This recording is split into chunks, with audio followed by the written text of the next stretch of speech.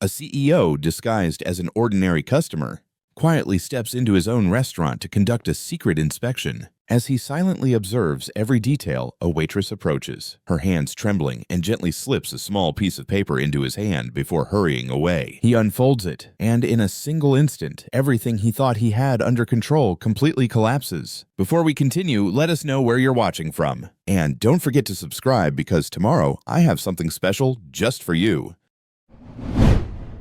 At 45, Julian possessed a fortune that could bankroll small nations' resorts spanning 4 continents and a reputation that made rivals quiver. Yet as he sat at his sleek glass desk in a bespoke linen suit reviewing last quarter's reports with his cold brew coffee, a familiar weight of isolation pressed against his chest. Oasis Holdings Miami Coral Coast Cafe location number 17 inches. He murmured, his sharp blue eyes scanning the disheartening figures. Revenue down 22%, guest complaints up 38%, employee turnover at a startling 70%. This beachfront gem, a chic Art Deco bistro he'd personally designed to honor his great-grandmother's entrepreneurial spirit, was bleeding money and credibility. Julian's jaw tightened as he scrolled through a litany of complaints. Unfriendly staff, lukewarm food, messy tables, unwelcoming atmosphere. Each review was a direct hit to his core. His great-grandmother, Clara Vance, had taught him that hospitality was a sacred art that every guest deserved to feel cherished. She'd meticulously managed a small guest house in Key West, her hands perpetually smelling of fresh citrus and her heart overflowing with kindness for all who entered. Jules.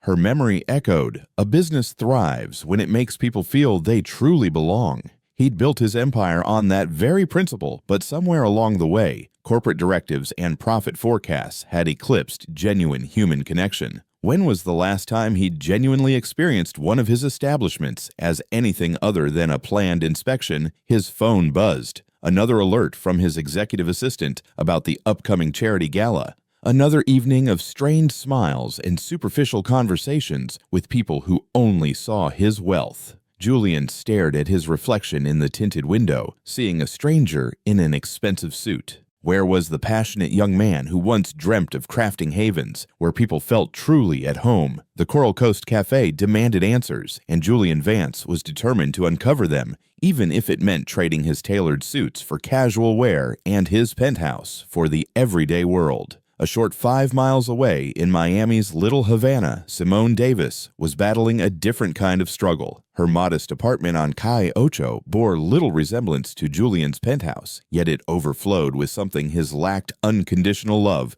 joyful laughter, and the unwavering spirit of a woman who refused to be defined by her circumstances. "Mama, I can't find my lucky seashell." 7-year-old Lily called from the tiny kitchen table, her braids bouncing as she frantically searched through her craft supplies. The little girl wore a bright floral sundress Simone had lovingly mended. Her expressive brown eyes sparkled with the same innate resilience that had helped Simone navigate every obstacle life had thrown her way. "Check under your geography homework, sweet pea." Simone replied, her melodic voice carrying the warmth of someone who had learned to savor life's simple moments. At 30, she possessed a natural radiance that no amount of exhaustion could diminish, caramel skin that glowed despite long shifts, observant dark eyes that missed nothing, and a smile that could illuminate the dimmest room. This morning she wore her lucky turquoise top and crisp white slacks, the uniform she hoped would carry her through another shift at the Coral Coast Cafe.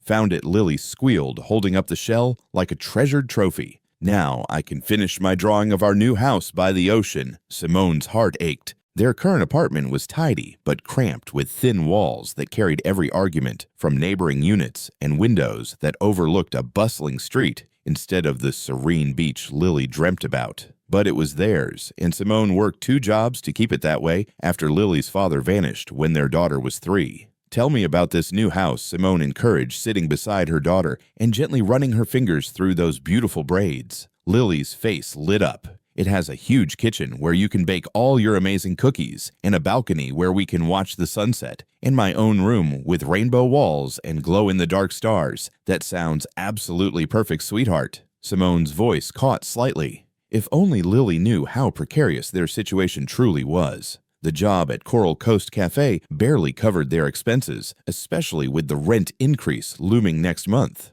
But Lily didn't need to carry that burden. Simone glanced at the envelope on the counter containing her carefully saved tips from the past month, $380. Not nearly enough for Lily's upcoming school marine biology trip, let alone the security deposit for a better apartment. But it was progress, and Simone Davis had built her life on small victories. Her phone buzzed with a text from her neighbor, Miss Elena Happy, to watch Lily after school today. That child is a ray of sunshine. Miss Elena's going to pick you up from school today, Simone told her daughter, helping her pack her backpack. And remember our rule. Be kind, work diligently, and never let anyone dim your light. That's my girl, Simone affirmed, kissing her daughter's forehead, breathing in the scent of the coconut shampoo they'd splurged on last week. These morning moments were sacred, the calm before whatever storm awaited at work. As they walked to the bus stop, Lily's small hand tucked securely in hers, Simone tried to shake the unease that had been building for weeks.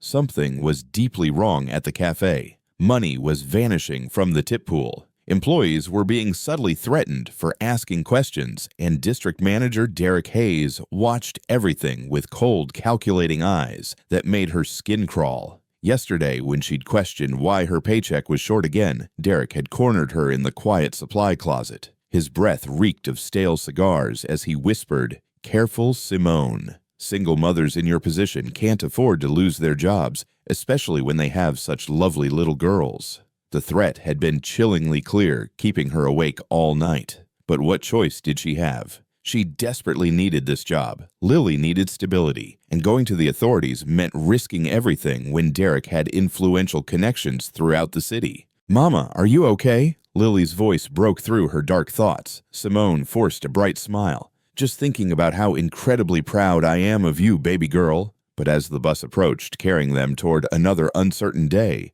Simone silently promised herself that somehow, someday, she'd find a way to protect her daughter and expose the truth. She just had to be smart about it. What do you think empowers people to take risks for strangers? Have you ever had a moment where a small act of bravery transformed everything? Share your stories below, and don't forget to subscribe for more remarkable tales of unexpected bonds that change lives. The warm ocean breeze swept through downtown Miami as Julian Vance stepped out of his rented Nissan Altima. A far cry from his usual Tesla, he'd traded his designer suits for worn khaki shorts, comfortable sandals, and a faded University of Miami polo clothes that would help him blend into the bustling tourist district surrounding his restaurant. The irony wasn't lost on him. Here he was worth $2.8 billion, feigning normalcy to understand why his own establishment was faltering. Coral Coast Cafe sat on the corner of Ocean Drive and 8th Street, its vibrant teal exterior and classic neon sign exactly as he'd envisioned 4 years ago. The lunch rush was in full swing, and through the large windows he could see guests seated in the rattan booths he'd personally selected. From the outside, everything appeared flawless. But Julian had learned that appearances could be deceiving. He pushed open the glass door, a gentle chime announcing his arrival. The interior maintained the Art Deco aesthetic. He'd fought the design team to preserve mosaic tile floors, pastel-colored booths, and a long counter with chrome stools. Photos of Miami's history lined the walls, and a vintage jukebox played Latin jazz in the corner. It should have felt like stepping into his great-grandmother's memory. Instead, the atmosphere felt strained, almost unwelcoming. "Seat yourself," a weary-looking hostess mumbled without looking up from her tablet. Her name tag read Chloe, and her dark hair was pulled back in a sloppy bun. She wore the cafe's signature turquoise uniform, but it was wrinkled and stained. Julian chose a booth near the window, positioning himself where he could observe the entire dining room. What he saw made his stomach clench. Servers moved with obvious reluctance, their forced smiles dissolving the moment they turned away from customers. Tables sat dirty for long minutes before being cleared, and behind the counter he caught glimpses of staff members huddled in what looked like anxious conversations. This wasn't the warm, inviting environment he dreamed of creating. "Coffee." The voice was melodic despite its professional tone. Julian looked up to find himself face to face with the most captivating woman he'd seen in years. She appeared to be in her early 30s with caramel skin that seemed to glow despite the bright lighting and dark eyes that held both intelligence and something else, a deep weariness that spoke of hard-won wisdom. Her name tag read Simone, and she wore the turquoise uniform with a dignity that elevated the simple outfit. Unlike the other staff, her appearance was impeccable, every detail perfect, despite what he suspected were challenging circumstances. "Please," he replied, trying to keep his voice casual. Black something flickered in her eyes. A flash of recognition so quick he almost missed it, but she simply nodded and moved away, her movements graceful and efficient. Julian watched her work as she moved between tables. Unlike her colleagues, Simone treated every customer with genuine warmth. She remembered an elderly woman's preference for extra sugar, helped a young father clean up his toddler's spilled juice without complaint, and somehow managed to smile authentically, even when dealing with a particularly rude tourist who snapped his fingers at her. When she returned with his coffee, Julian was ready with his cover story. "Thanks," he said, affecting the casual tone of a construction worker on break. "Haven't been here before. Food any good? The key lime pie is exceptional," Simone replied, her voice carefully neutral. "My personal recommendation." She set the white ceramic mug in front of him, and that's when it happened. As she placed the coffee down, she smoothly slid a folded piece of paper underneath the saucer. The movement was so subtle, so perfectly executed, that anyone watching would have seen nothing more than a server placing a drink. But her eyes met his for just a moment, and in that glance Julian saw fear, determination, and something that made his blood run cold, desperation. "I know who you are," she whispered, her voice barely audible above the cafe's ambient noise. "They're going to ruin you." Julian's hand froze halfway to the coffee cup. His heart hammered against his ribs as the implications crashed over him like a tidal wave. She knew. This server, this stranger, had recognized him, despite his careful disguise. Simone straightened her professional mask, sliding back into place. "Can I get you anything else to start the pie?" "You mentioned pie." "Coming right up." Her smile was perfectly normal, giving no indication of the bombshell she had just dropped. As she walked away, Julian's mind raced. How had she recognized him? His photos rarely appeared in local media, and when they did, he was always in expensive suits with impeccably styled hair. Today he looked like any other middle-aged man grabbing lunch. With trembling fingers, he carefully extracted the note from under his coffee cup, keeping it low and out of sight. The paper was small, torn from what looked like an order pad. The handwriting was neat, feminine, urgent. "They are stealing from you. Meet me South Point Park tonight at 7:30 p.m. near the lighthouse. Come alone." Julian read the note twice, his coffee growing cold as the weight of the words sank in. Derek Hayes. He'd hired Derek 3 years ago based on glowing recommendations and impressive quarterly reports. The man had seemed professional, efficient, results-oriented. But if this note was true, Julian folded the paper carefully and slipped it into his wallet, his mind already racing ahead to implications and solutions. But beneath the business analysis, something else stirred a profound respect for the woman who had just risked everything to warn him. Simone returned with a slice of key lime pie that looked homemade, the crust golden and crumbly. "Our baker made this fresh this morning," she said, setting it down with the same careful precision she'd used for the coffee. "Thank you," Julian said, and this time he meant it for more than just the pie. She nodded once, a nearly imperceptible acknowledgement that his message had been received. Then she moved on to the next table, continuing her work as if nothing had happened.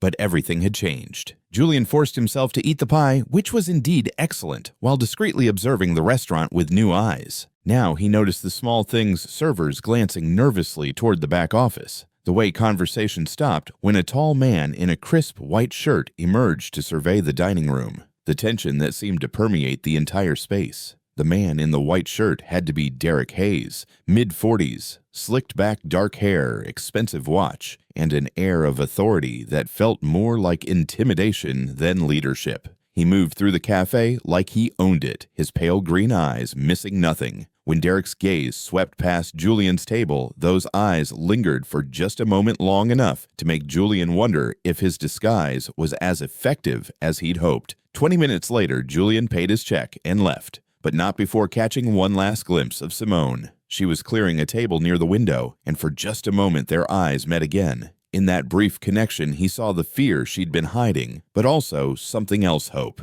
Walking back to his rental car, Julian's mind churned with questions and possibilities. In the span of 30 minutes, a complete stranger had turned his world upside down. She'd risked her job, possibly her safety, to warn him about corruption in his own company. Who was she? Why had she recognized him? And most importantly, was she telling the truth? As he drove away from the cafe, Julian made a decision that would change both their lives forever. Tonight, at 7:30, he would find out exactly what Simone Davis was willing to risk everything to tell him. Behind him, through the cafe's window, Simone watched the Nissan Altima disappear into traffic. Her hands shook slightly as she cleared the last plates from his table, but her resolve was iron strong. She'd crossed a line there was no coming back from. Whatever happened next, she'd finally chosen courage over fear. For Lily, for herself, and maybe, just maybe, for the man who might be their only hope for justice. Julian sat in his rental car 3 blocks from the cafe, hands gripping the steering wheel as his mind waged war with itself.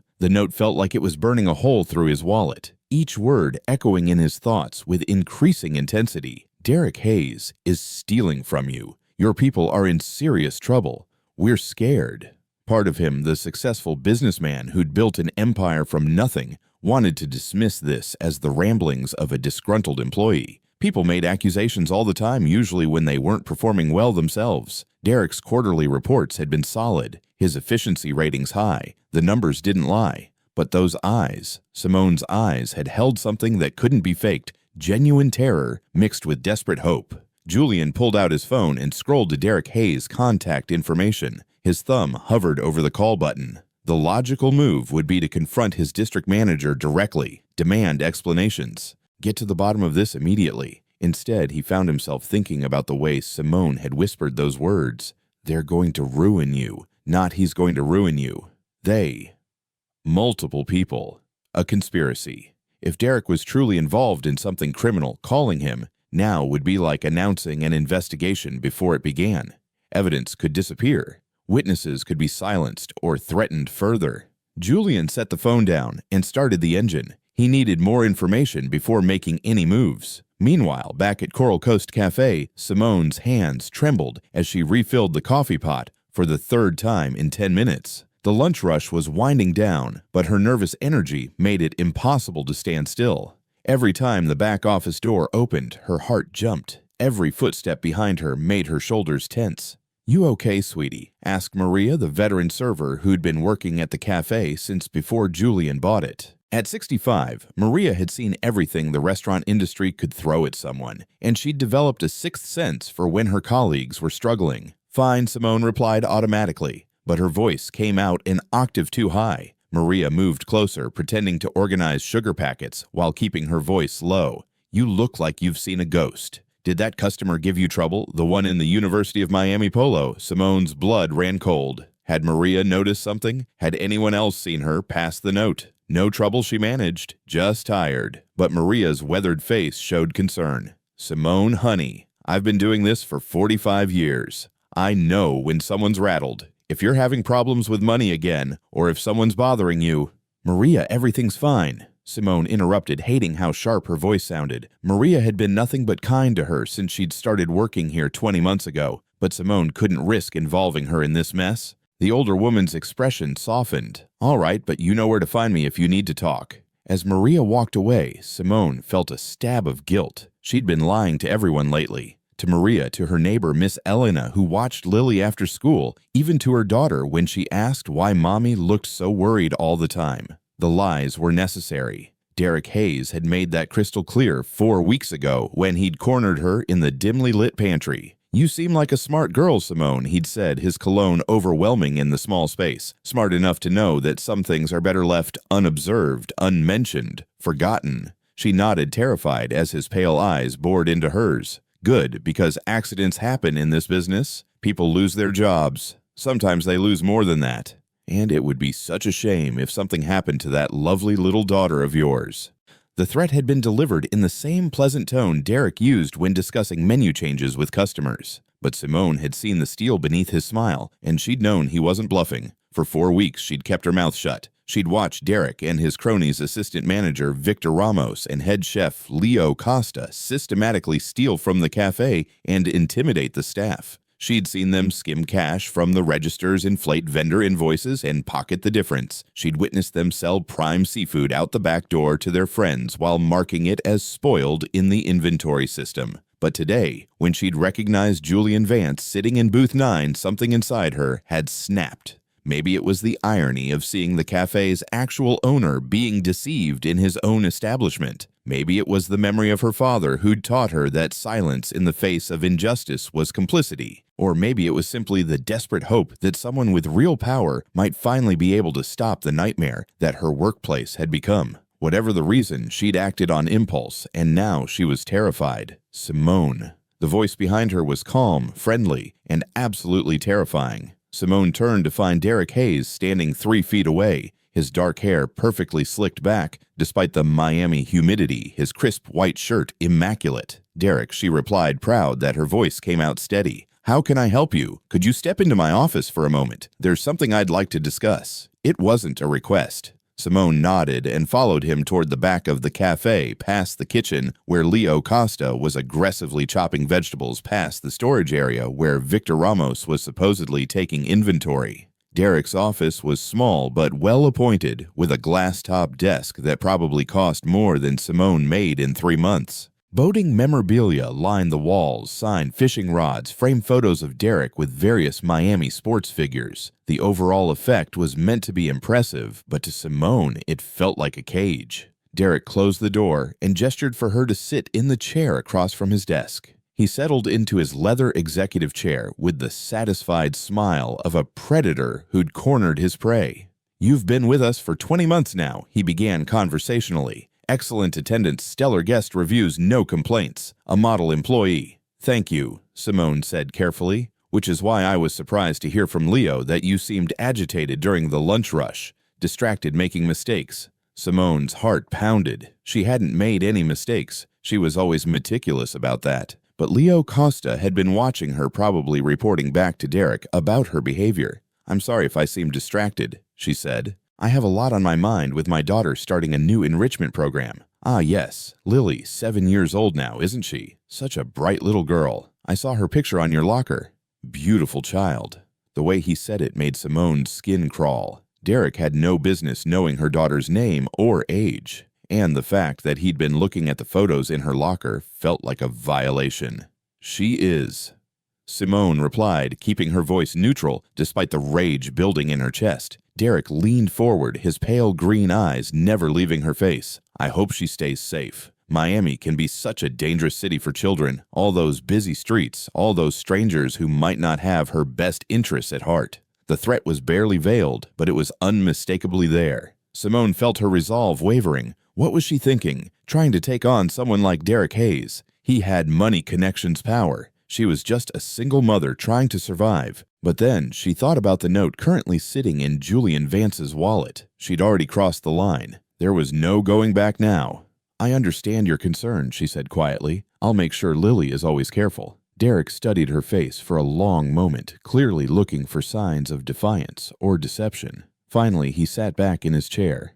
"Good. I'm glad we understand each other. Oh, and Simone, that customer you served today, the one in the University of Miami Polo, did he say anything unusual? Ask any strange questions?" Simone's blood turned to ice, but she forced herself to appear confused. "Strange questions? No, I don't think so. He just ordered coffee and pie." "Why, just curious. He seemed to be observing the cafe quite carefully. Made me wonder if he might be from the health department or perhaps a food critic. I didn't notice anything unusual." Simone lied smoothly. "He seemed like a regular customer to me." Derek nodded slowly. "I'm sure you're right. After all, you're very observant. I'm confident you would have mentioned anything noteworthy." The emphasis on the last word sent chills down Simone's spine. Derek suspected something, but he wasn't sure what. That gave her a small advantage, but she knew it wouldn't last long. "Is there anything else?" she asked, rising from her chair. "Not at all. Thank you for your time." Simone left the office on unsteady legs, Derek's threats echoing in her mind.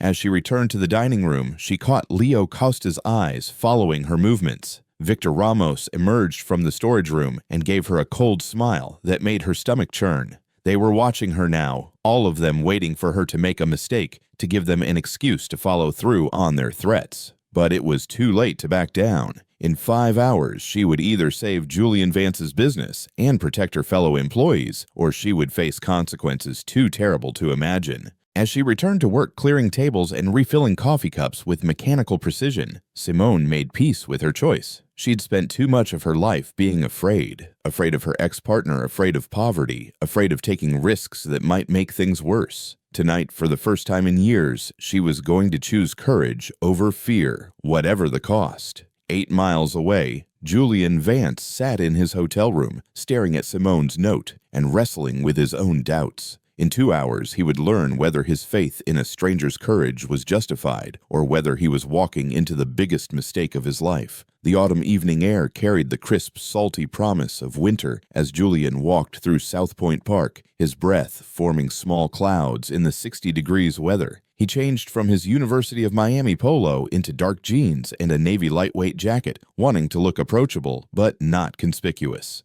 The park was busy enough with evening joggers and tourists that their meeting wouldn't draw attention. He found himself walking slower as he approached the lighthouse where families were gathering to watch the sunset paint the sky in fiery hues. His palms were sweating despite the cool air. In 35 years of business dealings, he'd negotiated multi-million-dollar acquisitions, faced hostile boardrooms, and built an empire from a single struggling resort. None of that had prepared him for this moment of uncertainty. What if this was an elaborate setup? What if Simone was working with Derek Hayes to entrap him somehow? What if she was simply a troubled employee looking for attention or money? But as he replayed their brief interaction from the afternoon, Julian couldn't shake the memory of genuine fear in her eyes. That kind of terror couldn't be faked. At exactly 7:28 p.m., he spotted her approaching from the direction of Washington Avenue. She'd changed from her work uniform into dark capris, comfortable sandals, and an oversized peach-colored sweater that made her look younger and more vulnerable than she had behind the cafe counter. Her natural hair was pulled back in a high bun,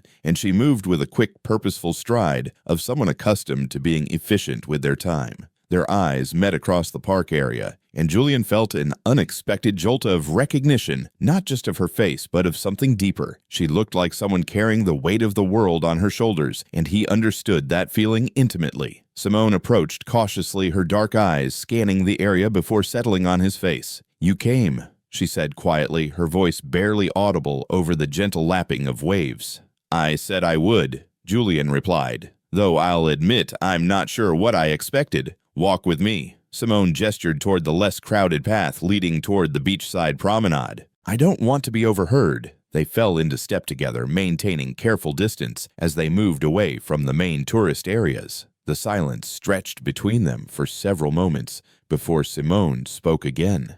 "I need you to know that I'm terrified right now," she said, her voice steady despite her admission. "If Derek Hayes finds out I'm talking to you, I don't know what he'll do. But I can't watch this continue anymore." Julian studied her profile as they walked. What exactly is this? Simone stopped walking and turned to face him fully. In the soft glow of the park's lighting, he could see the exhaustion etched around her eyes, the tension in her shoulders. "They're stealing from you, Mr. Vance. Not just skimming the till or pocketing tips. We're talking about systematic theft that's probably cost you hundreds of thousands of dollars over the past 3 years. The use of his real name sent a chill through Julian. "How did you know who I was?" A small smile crossed Simone's face for the first time since he'd met her. "You were on the cover of Florida Business Monthly 4 months ago. The article was about your expansion into the Caribbean. I read it while waiting at my daughter's pediatrician office. You read business magazines. I read everything I can get my hands on," Simone replied with quiet dignity. "Knowledge is the only thing nobody can take away from you." Her words hit Julian unexpectedly hard. Here was a server, a single mother, based on her earlier mention of a daughter who spent her free time educating herself,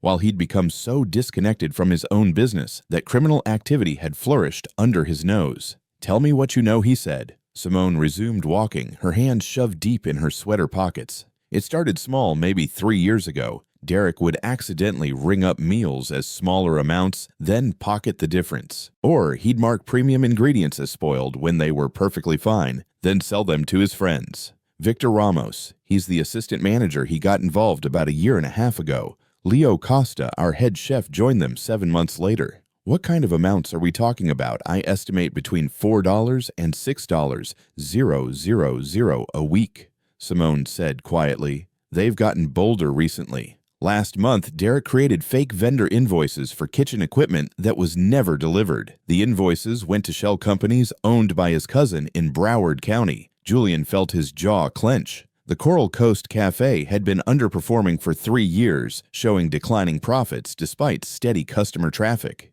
He attributed it to increased competition and rising food costs. Instead, his own employees had been systematically robbing him. Why didn't you report this to the police? To corporate, Simone's laugh was bitter. You mean the corporate number that routes directly to Derek Hayes' office? As for the police? She paused, choosing her words carefully. 4 weeks ago, Derek pulled me aside after my shift. He told me that employees who observed too much sometimes had accidents. Sometimes their families had accidents. The casual way she delivered the threat made Julian's blood run cold. He threatened your daughter by name. He knows where we live, where she goes to school, even which after-school program she attends. He made it very clear that keeping quiet was the only way to keep her safe. They had reached a more secluded area of the park, surrounded by tall palms and lush tropical foliage that rustled in the evening breeze. Julian stopped walking and turned to face Simone directly. If you were too scared to report this before, why are you telling me now? What changed? Simone met his gaze steadily. Because I realized that staying silent wasn't protecting my daughter. It was teaching her that injustice should be tolerated. My father died when I was 17.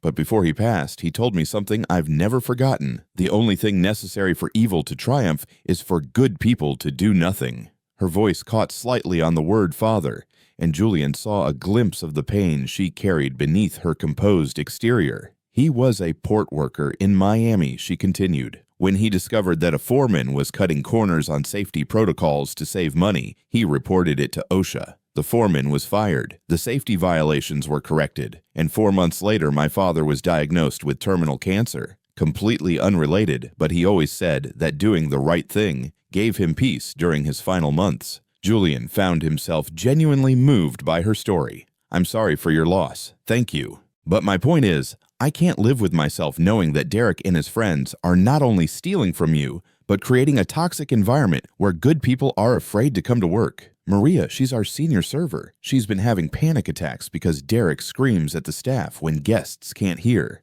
Carlos, one of our line cooks, asked Derek if he could have Sundays off to take his elderly grandmother to church. Derek cut his hours in half and told him that family time was a luxury he couldn't afford. With each example, Julian felt his anger building. These weren't just financial crimes. They were crimes against human dignity. What do you need from me? He asked. Evidence, Simone replied immediately. Derek's too smart to leave obvious traces, but there are patterns, financial discrepancies, inventory irregularities, vendor relationships that don't make sense. I've been keeping track as much as I can without arousing suspicion. She reached into her sweater pocket and withdrew a small notebook. Its pages filled with neat handwriting, dates, amounts, descriptions of what she witnessed. It's not comprehensive, but it's a start. Julian accepted the notebook, flipping through pages of meticulous documentation. Simone had recorded everything from suspicious cash transactions to overheard phone conversations. The level of detail was impressive and heartbreaking. She'd been building a case against her tormentors while living in fear for her safety.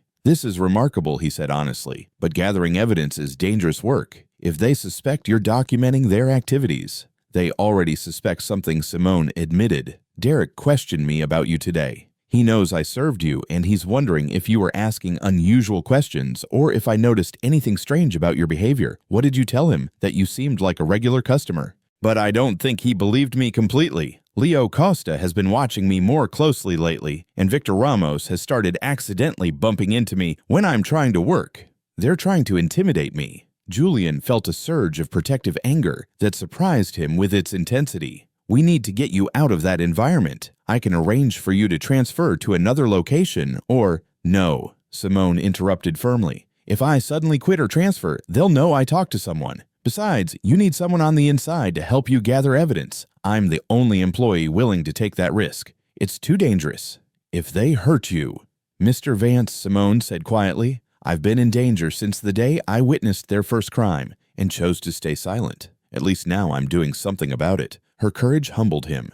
Here was a woman with everything to lose: her job, her safety, possibly her life, and she was willing to risk it all to do what was right. Meanwhile, he'd been sitting in boardrooms and penthouses, completely oblivious to the suffering of his own employees. "What do you need me to do?" he asked. "Come back to the cafe tomorrow, but not as a customer. Derek's planning to be there early around 5:30 a.m. to receive a special delivery from one of his fake vendors. If you could observe that transaction." "I'll be there," Julian said immediately, "but I want you to promise me something. If the situation becomes too dangerous, if you feel threatened in any way, you get out immediately. You call me, and I'll make sure you and your daughter are protected." Simone looked surprised by his concern. "You barely know me. Why would you?" "Because what you're doing takes incredible courage," Julian replied honestly, "and because nobody should have to choose between their safety and their principles." For a moment, something shifted in Simone's expression. The careful distance she'd been maintaining seemed to soften, and Julian caught a glimpse of the woman she might be when she wasn't living in fear.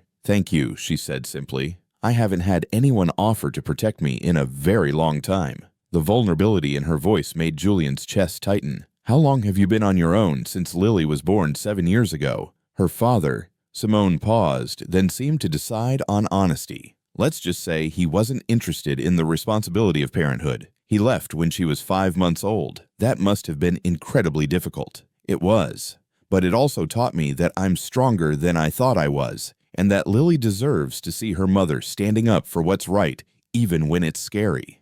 They had circled back toward the lighthouse area where the evening crowd was beginning to thin out. Julian realized he didn't want their conversation to end. For the first time in months, he was talking to someone who wasn't trying to impress him or get something from him, someone who was simply courageously honest. "Simone," he said, "after we resolve this situation with Derek and his associates, would you consider staying on? Not as a server, but in a management position. The company needs people with your integrity and observational skills." She looked genuinely shocked. "You'd offer me a job based on one conversation. I'd offer you a job based on your character," Julian replied. "Everything you've done. Documenting the crimes, risking your safety, to inform me, refusing to be intimidated. Those are leadership qualities." Simone was quiet for a long moment, absorbing his words. "I've been planning to go back to school," she said finally, "to get my business degree, but childcare costs and tuition." She shrugged. It always seemed impossible. What if it wasn't impossible?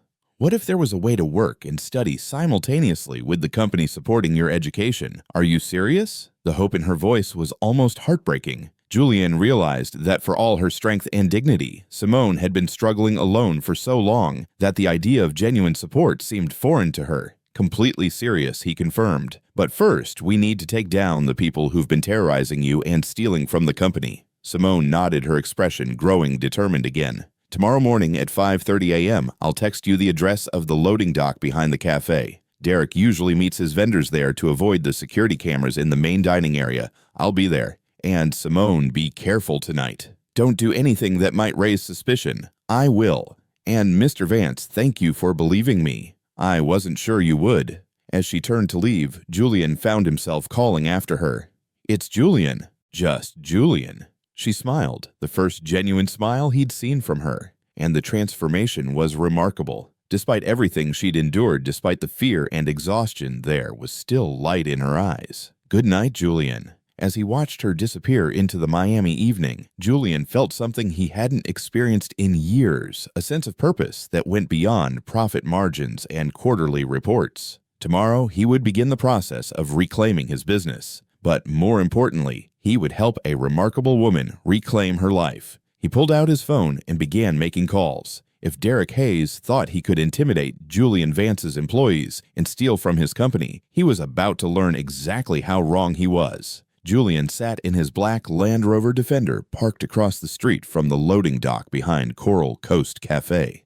The morning air was mild at 62 degrees, and a light mist rolled off the Atlantic, creating an almost ethereal atmosphere in the pre-dawn darkness. He'd been there since 4:45 a.m. nursing a cup of coffee from a nearby 24-hour Cuban diner and trying to calm his nerves. His phone buzzed with a text from Simone. "Derek just arrived. White van pulling up now. Stay hidden."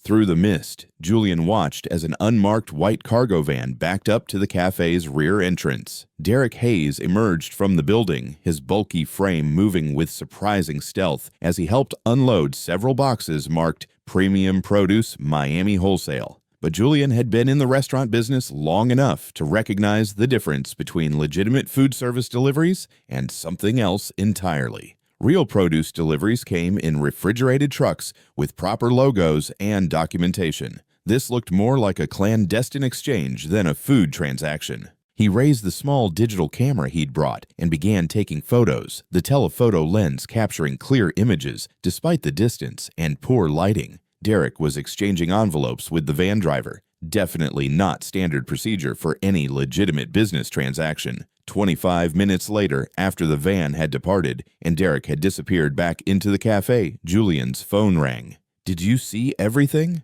Simone's voice was barely above a whisper. "I saw enough. Those weren't food deliveries, were they?" "No. Derek's been using the cafe as a distribution point for his cousin's stolen merchandise operation. Designer bags, high-end watches, even rare cigars. He stores everything in the walk-in freezer that's supposedly broken and then moves it through what looks like legitimate restaurant supply deliveries." Julian felt his jaw clench. Jesus, we're not just talking about embezzlement anymore. This is organized crime. There was a pause before Simone responded. "Julian, there's something else you need to know.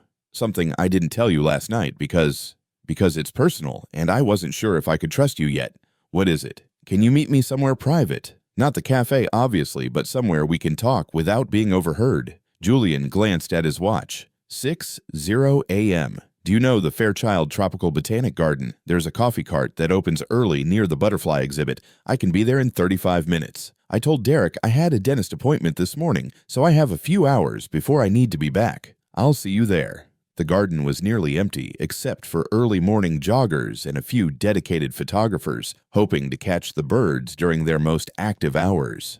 Julian found Simone sitting on a bench near the butterfly exhibit, watching a group of vibrant blue morphos flit among the flowers. She had changed from her work clothes into dark jeans, comfortable walking shoes, and a soft coral jacket that brought out the warm undertones in her brown skin. "You look different," he said as he approached, carrying 2 cups of coffee from the cart. Different how Simone accepted the coffee, gratefully wrapping her hands around the warm cup. Less guarded, more relaxed. "That's what happens when I'm not constantly looking over my shoulder, wondering if Derek Hayes is going to corner me in the pantry again." Julian felt anger flare in his chest. "He's been cornering you among other things." Simone's voice was steady, but Julian could see the tension in her shoulders. "That's part of what I need to tell you about." They walked slowly along the path, their footsteps echoing in the quiet morning air. Other than the distant sounds of the city waking up and the occasional bird call, they had the peaceful space mostly to themselves. 4 months ago, Simone began. "Derek started paying more attention to me. At first, I thought it was because he suspected I knew about the stealing. But then, he started making comments about my appearance, standing too close when he talked to me, finding excuses to touch my shoulder or my hand." Julian's grip tightened on his coffee cup. "Sexual harassment. It escalated quickly. 3 months ago, he offered me a promotion to assistant manager. When I asked about the job responsibilities, he said my main duty would be keeping him happy after hours. When I declined, he told me that employees who weren't team players often found their hours cut or their employment terminated for performance issues. "Why didn't you file a complaint with HR?" Simone gave him a look that was part disbelief, part pity. "Julian Derek Hayes is HR for that location. All employee complaints go through him. The corporate structure you've set up makes him essentially untouchable at the restaurant level." The criticism stung because it was accurate. In his drive to decentralize management and reduce corporate overhead, Julian had given district managers like Derek too much autonomy. He'd created a system that could be easily exploited by unscrupulous people. "I'm going to fix that," he said quietly. "The whole structure needs to be overhauled. I believe you will. But for now, I need you to understand why this situation is so dangerous for me personally. It's not just about witnessing financial crimes anymore." They stopped walking near a tranquil koi pond where vibrant fish swam lazy circles in the morning light. Simone sat down on another bench, and Julian joined her, maintaining respectful distance while staying close enough to hear her quiet voice. "Last week, Derek called me into his office after my shift. He said he'd been thinking about my situation as a single mother and how difficult it must be to make ends meet on a server's salary. Then he offered me an extra $600 a week to spend time with him outside of work. Julian felt nauseated. He offered to pay you for sex. Not in those exact words, but yes. When I told him I wasn't interested, he reminded me that he had my address, my daughter's school information, and that good childcare was expensive. He said it would be unfortunate if anything happened to my job, because then I might not be able to afford to keep Lily in her current school. He threatened your daughter again, more subtly this time, but yes. And then he showed me photos. What kind of photos? Simone's hands trembled slightly as she reached into her jacket pocket and withdrew her phone. She scrolled through several images before handing it to Julian. I took these secretly when he was showing me. Look at the timestamps. Julian studied the phone screen. The photos showed Lily at her elementary school, at the park near their apartment, even walking home from her after-school program. All taken from a distance with a telephoto lens, all dated within the past 3 weeks. He's been stalking your daughter, her and me both. Last Sunday, we went to the Children's Museum for the afternoon. When we got home, there was a note under my door that said Lily looked adorable in her polka dot dress today. Hope she had fun at the interactive exhibits. Julian handed the phone back, his mind racing. This wasn't just workplace harassment or even organized crime. This was systematic stalking and intimidation of a woman and child. Derek Hayes wasn't just a thief. He was a predator. Simone, why didn't you go to the police with this stalking and threatening a child? With what evidence? She interrupted. A note with no fingerprints photos that could have been taken by anyone. Derek's smart enough to never make explicit threats in writing, and he's friendly with several Miami PD officers who eat at the cafe regularly. Detective Sanchez has lunch there twice a week, and Derek always comps his meals. They joke around like old friends. Julian was beginning to understand the full scope of what Simone was facing. She wasn't just dealing with a workplace bully. She was trapped in a web of corruption that extended into local law enforcement. But you decided to trust me anyway. Why? Simone was quiet for a long moment, watching the koi glide across the pond's surface. Because I did my research on you after I recognized you yesterday. I spent 4 hours last night reading every article I could find about Julian Vance and Oasis Holdings. What did you find? I found out that you started with one struggling boutique hotel in South Beach. When you were 28 years old, the previous owner was going to close it, which would have put 15 people out of work. You bought it with money you borrowed against your grandmother's life insurance policy. Julian was surprised she'd dug that deep into his background. That particular detail hadn't been covered in most of the business profiles written about him. I found out that when the 2008 financial crisis hit, instead of laying off employees, you took a second mortgage on your primary residence to keep paying them while you waited for business to recover. How did you find that information? Miami Herald Archives. There was a small feature story about local businesses that didn't lay anyone off during the recession. You were interviewed, but you asked them not to mention the mortgage because you didn't want your employees to feel guilty. Julian had forgotten about that interview. It seemed like a lifetime ago. I also found the story about Elena Garcia, Simone continued, and Julian's breath caught in his throat. Elena Garcia. He hadn't heard that name spoken aloud in over 4 years. What story? He asked carefully. 6 years ago, one of your resort housekeepers in Orlando was killed by her ex-husband. Elena Garcia, 28 years old, mother of 3 young children. When she died, you personally paid for her funeral and set up college funds for all 3 kids. You also hired her sister as a supervisor at your key Largo location and helped her get a green card. Julian felt the familiar ache that always accompanied memories of Elena. She'd been a bright, hard-working young woman who'd been trying to escape an abusive relationship. He'd offered her extra shifts and even helped her find a safe apartment, but it hadn't been enough. Her ex-husband had found her anyway. The newspaper said you visited her children every month for 3 years, Simone said softly. That you attended every school concert, every birthday party, every soccer game. That's not something a heartless businessman does. That's something a good man does. I should have done more to protect her, Julian said quietly. If I'd known how dangerous her situation was. You did everything you could, just like you're doing everything you can to help me now. Julian looked at Simone, seeing her clearly for perhaps the first time since they'd met. She wasn't just a brave employee trying to expose corruption. She was an intelligent, resourceful woman who'd researched him thoroughly before deciding to trust him with her life and her daughter's safety. That's why you knew you could trust me, he realized, because of Elena, because of how you handled Elena's situation. Yes, but also because of what I saw in your eyes yesterday when I gave you that note. You weren't angry about being deceived or frustrated about business losses. You were concerned about the people being hurt. That told me everything I needed to know about your character. They sat in comfortable silence for several minutes, watching the garden slowly come to life around them. Julian found himself studying Simone's profile, the strong line of her jaw, the way she tucked a strand of hair behind her ear when she was thinking, the graceful way she held her coffee cup with both hands to warm her fingers. "Tell me about Lily," he said eventually. Simone's entire demeanor brightened at the mention of her daughter. "She's incredible. 7 years old, starting 2nd grade at Sunshine Elementary. She's obsessed with marine life and wants to be a marine biologist when she grows up. She's also convinced that she's going to discover a new species of glowing jellyfish and name it after her grandmother." "What was your grandmother's name, Celeste? So we're going to have a Lilysaurus celestia swimming in the deep ocean someday." Julian found himself smiling at the image. "She sounds wonderful." "She is. She's also the reason I can't just quit my job and disappear. Even though that might be the safest option, Lily needs stability, routine, friends. She's already been through too much change in her short life because of her father." Simone's expression darkened slightly. Marcus was, let's say, he wasn't ready for the reality of parenthood. When Lily was born with some minor complications, nothing serious, just some feeding issues that required extra medical attention, he decided that fatherhood was too stressful for him. He left when she was 6 months old. Has he been in contact since then? Birthday cards once. No phone calls, no visits, no child support, which is honestly fine with me. Lily deserves better than a father who sees her as a burden.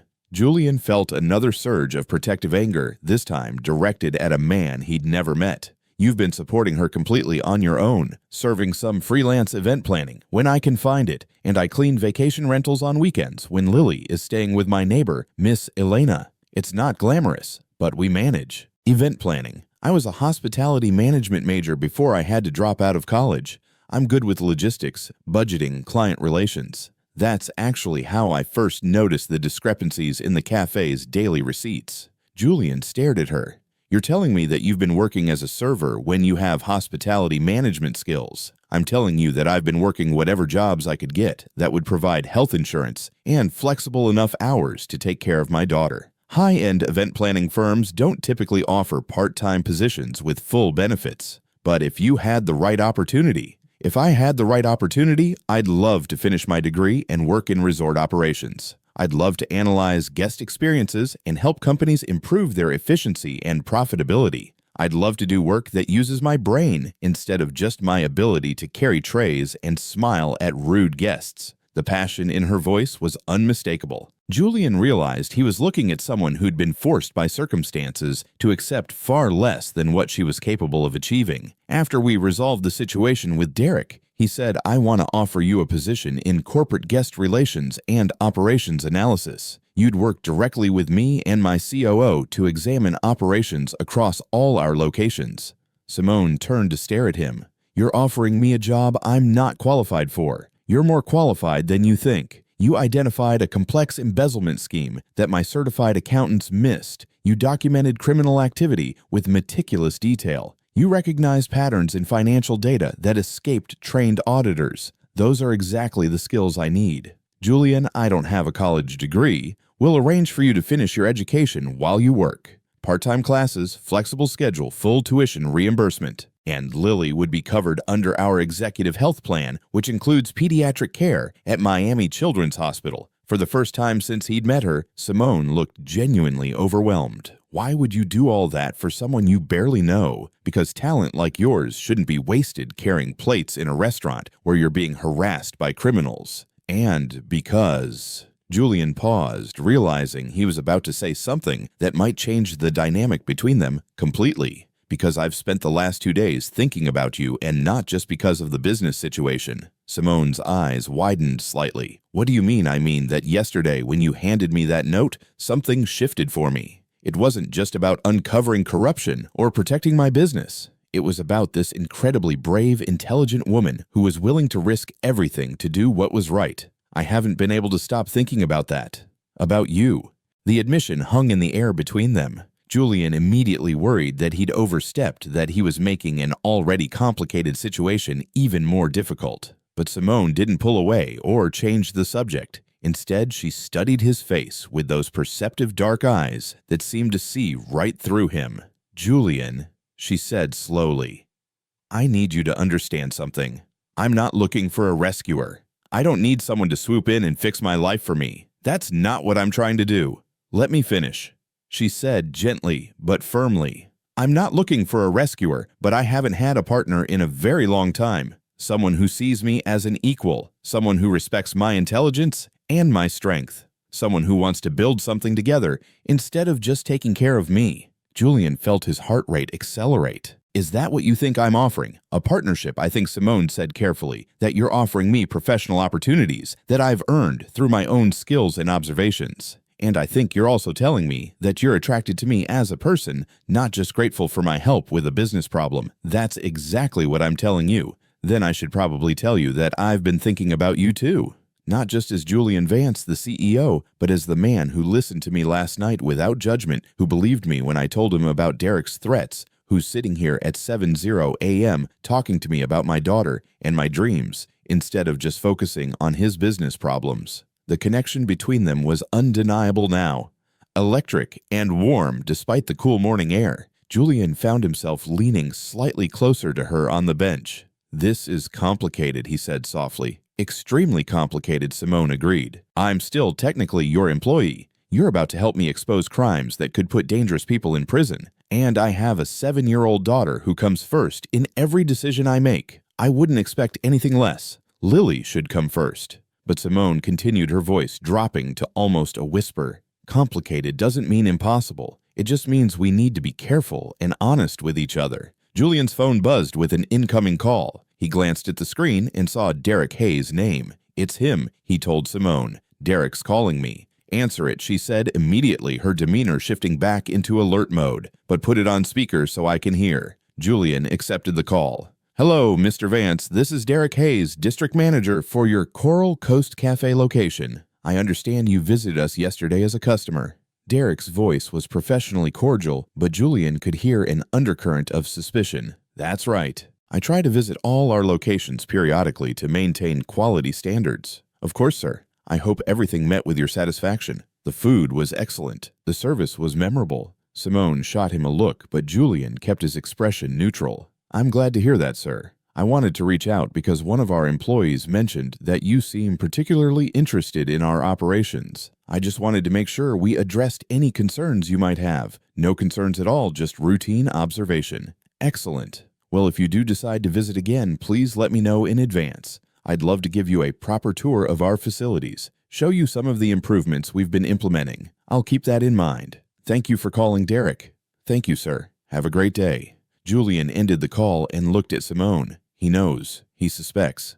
There's a difference, but not much of one. Simone stood up from the bench, suddenly energized. "We need to move faster than we planned. If Derek thinks you're investigating him, he'll start destroying evidence and possibly relocating his operation. What do you suggest? Tonight there's a delivery scheduled for 10:30 p.m., much larger than usual. Derek told the staff that we're receiving our weekly food shipment, but I know our actual food deliveries come on Friday mornings from legitimate vendors. You want me to be there tonight. I want us to be there tonight. You'll need someone inside to verify what's happening and to make sure you're recording the right people doing the right things." Julian felt his protective instincts flare again.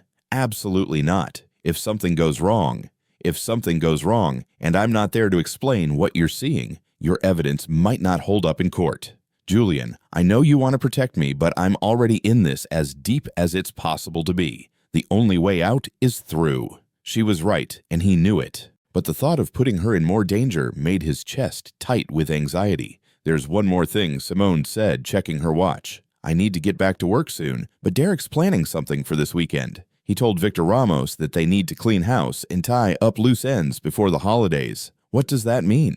I think it means he's planning to eliminate anyone who might be able to testify against him, and I'm probably at the top of that list. Julian adjusted the small wireless microphone hidden beneath his navy polo shirt as he sat in his Land Rover outside Simone's apartment building on NW 2nd Street. The three-story stucco building was typical of Miami's Little Havana neighborhood, well-maintained but affordable, with vibrant murals and wrought iron balconies. His phone buzzed with a text, "Apartment 3A, come up. Lily's excited to meet you." Julian had spent the afternoon consulting with his corporate attorney and a private security firm, both of whom had advised him to turn everything over to federal authorities immediately. But Simone was right. Without concrete evidence of tonight's illegal delivery, they had nothing but accusations and suspicions. Derek Hayes was too smart to leave a paper trail, and his connections with local police made the situation even more precarious. Taking a deep breath, Julian climbed the narrow staircase to the third floor. The building smelled like Cuban coffee and tropical fruits, with hints of someone's fabric softener drifting from an open window.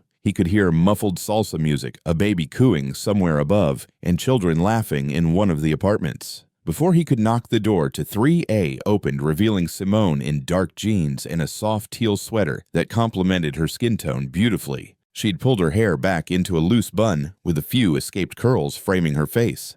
"Perfect timing," she said, stepping aside to let him enter. "Lily just finished her homework, and I promised her she could stay up 30 minutes past bedtime to meet my friend from work." The apartment was small but immaculately organized, with warm lighting that made the space feel cozy rather than cramped. The living room featured a comfortable-looking cream couch with bright coral throw pillows, a coffee table covered with marine biology books and crayons, and walls decorated with Lily's artwork. A small dining table near the kitchen was set with 3 plates and what appeared to be homemade black beans and rice. "Mommy," a small voice called from the kitchen. "Is that your friend I made extra plantains?" "Yes, baby. Come meet Mr. Julian." Lily Davis was a miniature version of her mother, with the same intelligent dark eyes and expressive face. She wore bright blue leggings, a yellow t-shirt with a smiling dolphin, and fuzzy fish slippers. Her hair was braided into 2 neat pigtails decorated with colorful, elastic bands. "Hi," she said, brightly extending a small hand for Julian to shake. "I'm Lily Davis, and I'm 7.5 years old. Mommy says you work with her at the cafe."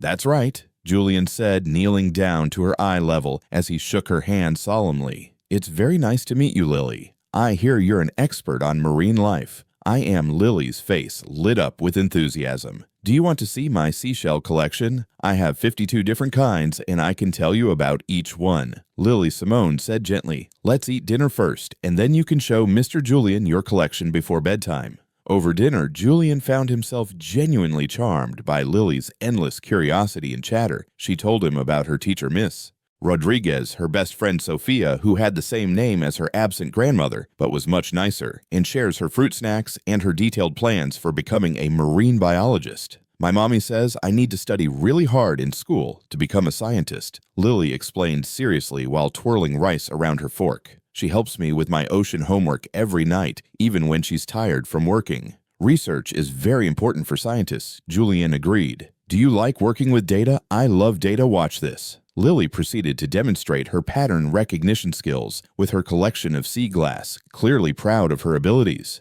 Julian glanced at Simone, who was watching her daughter with obvious love and pride. The affection between them was palpable, and he could see how Simone's entire world revolved around this bright, energetic little girl. After dinner, Lily gave Julian the promised tour of her seashell collection, which was impressively organized by type and ocean of origin. She explained the difference between mollusks and crustaceans, demonstrated how marine biologists carefully tag sea turtles, and showed him her own tide pool exhibit in a small aquarium on the apartment's tiny balcony. "This is very impressive," Lily Julian said. "Honestly, you know more about marine life than most adults I know. Really, Mommy always says I'm smart, but sometimes people don't listen to kids about serious stuff. Well, I think you're brilliant, and I think you're going to make an excellent marine biologist someday." Lily beamed at the praise, then yawned widely. "I'm getting sleepy. But tomorrow is Friday, which means it's almost the weekend." "Bedtime, little scientist," Simone said, scooping her daughter up for a hug. "Say goodnight to Mr. Julian." "Good night, Mr. Julian. Will you come visit us again? I want to show you my book about the deep ocean next time." "I'd love to see it," Julian said, meaning it completely, as Simone carried Lily to her bedroom for their nightly routine. Julian stood alone in the living room studying the family photos displayed on a narrow bookshelf. Most showed Simone and Lily at various ages, birthday parties, playground visits, trips to museums and aquariums. There were a few older photos that appeared to show Simone with her own family, including an elegant older woman who shared her bone structure and regal bearing. "That's my grandmother, Celeste," Simone said softly, returning to the living room. "The one Lily wants to name her jellyfish after. She raised me from the time I was 13. My parents died in a boating accident, and Grandma Celeste stepped in to take care of me. She was a librarian for 35 years, never made much money, but she made sure I understood that education was the key to building a better life." "Is she still alive?" "She passed away 3 years ago. Heart failure." Simone's voice was steady, but Julian could see the lingering grief in her eyes. "She never got to see me finish college, never got to see Lily start school. I think about that a lot. How proud she would have been of Lily's intelligence and curiosity. I think she would have been proud of you too. Look at what you've built here. A loving home, a brilliant daughter, a life with dignity and purpose despite incredible challenges." Simone settled onto the couch beside him, leaving appropriate space between them, but close enough that he could smell her subtle perfume. "Some days I feel like I'm barely keeping my head above water. Working multiple jobs, trying to give Lily everything she needs, worrying about money and safety and whether I'm making the right decisions for both of us. Every good parent feels that way sometimes. The fact that you worry about doing right by her proves that you are." "And other days," Simone continued, "I look at her and think about how resilient and happy she is despite everything we've been through, and I feel like maybe I'm doing something right after all." "You're doing everything right. Lily is lucky to have you as her mother." They sat in comfortable silence for several minutes, the only sounds coming from Lily's room, where Simone was apparently reading a bedtime story in different voices for each character. Julian found himself relaxing in a way he hadn't experienced in years. Not the forced relaxation of expensive spa treatments or luxury vacations, but the genuine peace that came from being in a space filled with love and authentic human connection. Julian Simone said eventually, "Can I ask you something personal, of course? Why haven't you ever married? I did some more research today, and every business article mentions that you're one of Miami's most eligible bachelors, but I couldn't find any information about serious relationships." Julian considered how much to reveal. "I was engaged once about 8 years ago. Her name was Victoria Sterling. Her family owns Sterling Yachts. They build luxury vessels and private islands. What happened, I thought we wanted the same things. A life together, maybe children, eventually building something meaningful. But it turned out that Victoria was more interested in the lifestyle that came with being married to a successful businessman than she was in actually being married to me as a person." "How did you find out?" "I overheard her talking to her sister at a yacht show. She was complaining about how boring I was, how I spent too much time working and not enough time at social events. She said she was considering calling off the engagement unless I agreed to hire a management company to run my resorts, so I could focus on being seen at the right places with the right people." Simone shook her head. "She wanted you to give up the work you loved so you could become a full-time accessory to her social ambitions." "Exactly. And when I confronted her about it, she didn't deny it. She said that was what wives of successful men were supposed to do, enhance their husband's image and social standing. She couldn't understand why I wanted to spend my evenings reviewing operational reports instead of attending gallery openings and charity auctions." "Did you love her?" Julian thought about it carefully. "I thought I did, but looking back, I think I loved the idea of her, the idea of having a partner, someone to share my life with. But we never really understood each other on a fundamental level. And since then, I've focused on building my business and convinced myself that I was too busy for serious relationships. It was easier than admitting that I was afraid of making the same mistake again, choosing someone who looked right on paper but wasn't right for me as a person." Simone was quiet for a moment, processing what he'd shared. "What made you realize that Victoria wasn't right for you, besides overhearing her conversation, I mean?" "She never once asked me about my work in a way that suggested genuine interest. If I mentioned a new resort opening or a staffing challenge, she'd change the subject to something she considered more important, what we were wearing to some event, which vacation island we should rent for the summer, whether we should hire a new interior designer for the penthouse. She didn't see your work as part of who you are." "Right. And the thing is, my resorts aren't just my livelihood, they're my legacy. Every location represents dozens of families who depend on those jobs to support their children and pay their mortgages and build their own dreams. Victoria saw all of that as a necessary inconvenience rather than something meaningful. That must have been lonely. It was. I didn't realize how lonely until… Julian paused, suddenly aware that he was about to say something significant. Until I met someone who understood instinctively that the work itself matters, not just the financial results. Simone met his eyes. Someone who sees the human side of business. Someone who risked her own safety to protect people she works with, even when those people aren't always kind to her. Someone who notices when numbers don't add up and cares enough to investigate. Someone who turns down bribes and threats because she has integrity. Julian, someone who raises a brilliant, compassionate daughter while working 2 jobs and still finds time to help her neighbors and dream about making the world better. The space between them on the couch suddenly felt charged with electricity. Julian could see Simone's pulse beating rapidly at the base of her throat, could hear the slight change in her breathing. "I need to tell you something," she said softly. "When I handed you that note yesterday, it wasn't just because I thought you should know about Derek's crimes." "What do you mean?" "I mean that I'd been watching you for months before I knew who you were. You came in for coffee every few weeks, always sat in the same booth, always polite to the staff, even when Derek was being his usual charming self. You'd bring books to read, and you'd leave generous tips even when the service wasn't great." Julian was surprised. "I didn't realize you'd noticed me specifically. I noticed everything about you. How you'd say please and thank you to everyone, including the busser. How you'd ask about people's families and remember details from previous conversations. How you'd tip extra when you knew someone was having a tough day. You were paying attention to all that." "I was attracted to you," Simone said simply. "Long before I knew you were Julian Vance, CEO of anything. I was attracted to the man who treated a tired server like she was a human being worthy of respect and kindness." Julian felt his heart racing. "Why didn't you ever?" "Because I'm a single mother working as a server, and you were clearly successful and educated and completely out of my league. Because I've learned to be careful about men who seem too good to be true. And because I was afraid that if I misread the situation, I might lose one of the few jobs that gave me health insurance for Lily." "You weren't misreading anything," Julian said quietly. "I looked forward to those coffee visits more than I wanted to admit. I told myself it was because I liked the atmosphere of the cafe, but really it was because I hoped you'd be working. Really.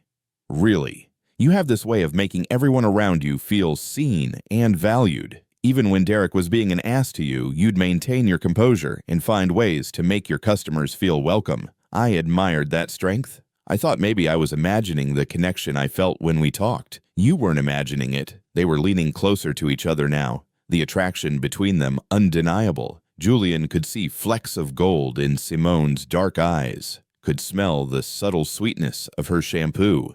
"This is complicated," Simone whispered, echoing his words from that morning. "Very complicated," Julian agreed, his voice rough with emotion. "But I haven't felt this way about anyone in a very long time. Neither have I. And after tonight, if everything goes well with gathering evidence against Derek after tonight, we'll still need to be careful. There will be investigations, probably a trial. Your safety and Lily's safety have to come first. I know. But Julian, I need you to understand that I'm not looking for someone to rescue me from my life. I'm looking for someone to share my life with. Someone who sees me as an equal partner. That's exactly what I want to offer you, partnership, not rescue." Then maybe Simone said, her voice barely audible. "After we deal with Derek Hayes and all this criminal nonsense, we can explore what that partnership might look like. I'd like that very much." Julian reached out slowly, giving her time to pull away if she wanted to. When she didn't, he gently cupped her face in his hand, his thumb tracing along her cheekbone. "Simone, His words were interrupted by the sound of Lily's bedroom door opening.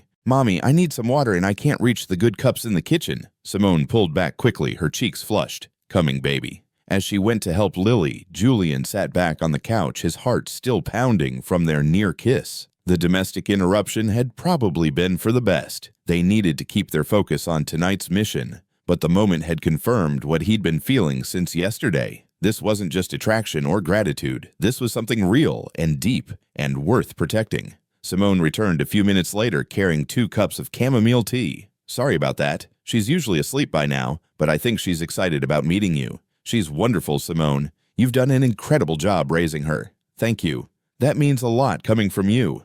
They spent the next hour going over their plan for tonight's surveillance operation. Julian would park across the street from the cafe at 10:00 p.m. Positioning himself with a clear view of the loading dock, Simone would stay inside during her closing shift, gathering any additional evidence she could find and sending him text updates about Derek's activities. "What if something goes wrong?" Julian asked. "What if Derek suspects you're involved? Then I'll deny everything and claim I was just doing my job. But Julian, if something does go wrong, if Derek threatens me, or if things get dangerous, I need you to promise me something. Anything. Promise me you'll call the police immediately, even if it means our evidence isn't perfect.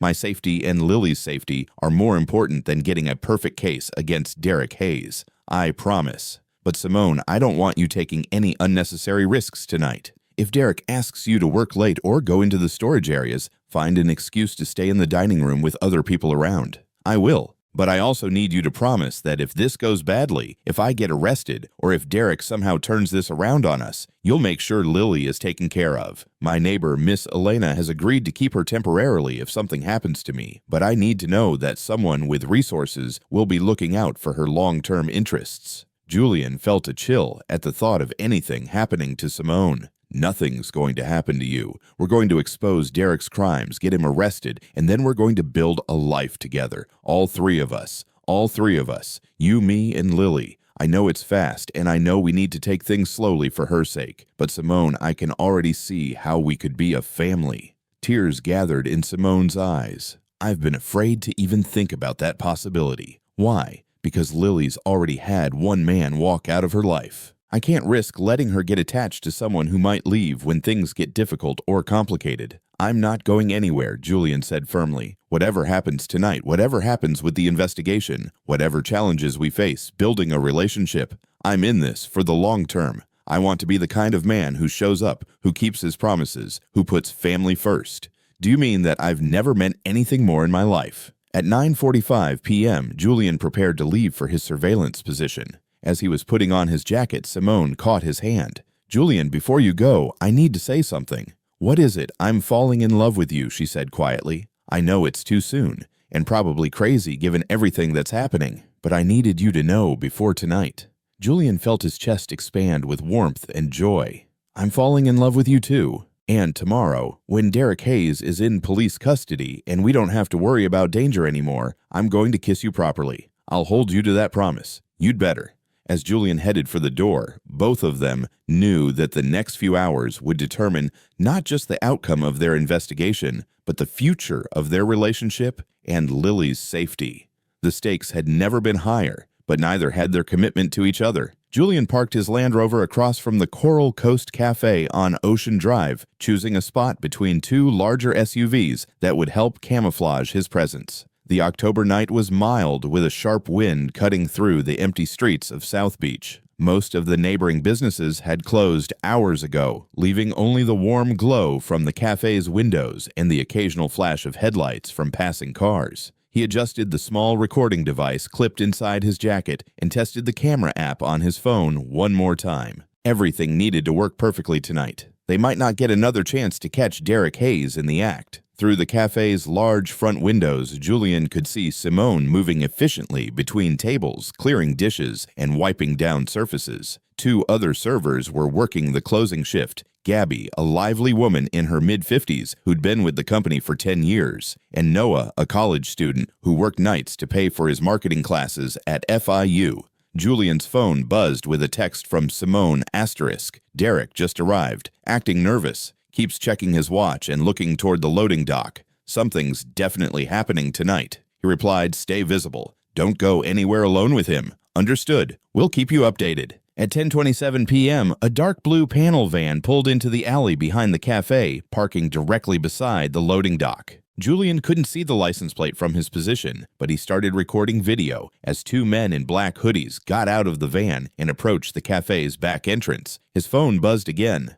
*. Two men just came in through the back. Derek sent Noah home early and told Gabby to finish cleaning the front dining room. He's taking me to the storage area to help with inventory. This is it. Julian's blood ran cold. "No, don't go back there alone with him. Make an excuse. Stay in the dining room. If I don't go, he'll know something's wrong. I can handle this." Just be ready to call 911 if I don't text you back in 15 minutes. Simone, please." But she didn't respond to his follow-up texts. Through the cafe windows, Julian watched Gabby methodically cleaning tables, unaware of what was happening in the back of the building. The front dining room looked normal, peaceful even, but Julian's instincts were screaming that everything was about to go wrong. 12 minutes passed without any communication from Simone. Julian was reaching for his phone to call 911 when movement in the alley caught his attention. The two men from the van were wheeling out industrial-sized containers on dollies, the kind used for restaurant supply deliveries. But these containers were leaving the cafe, not entering it. He zoomed in with his phone camera, trying to capture clear footage of the men's faces and the van's license plate. The image quality wasn't perfect, but it might be enough for investigators to identify the individuals involved. 15 minutes. Still no word from Simone. Julian was about to dial 911 when his phone finally buzzed with a message, but it wasn't from Simone's number. Asterisk, Mr. Vance, this is Derek Hayes. I believe you've been looking for me.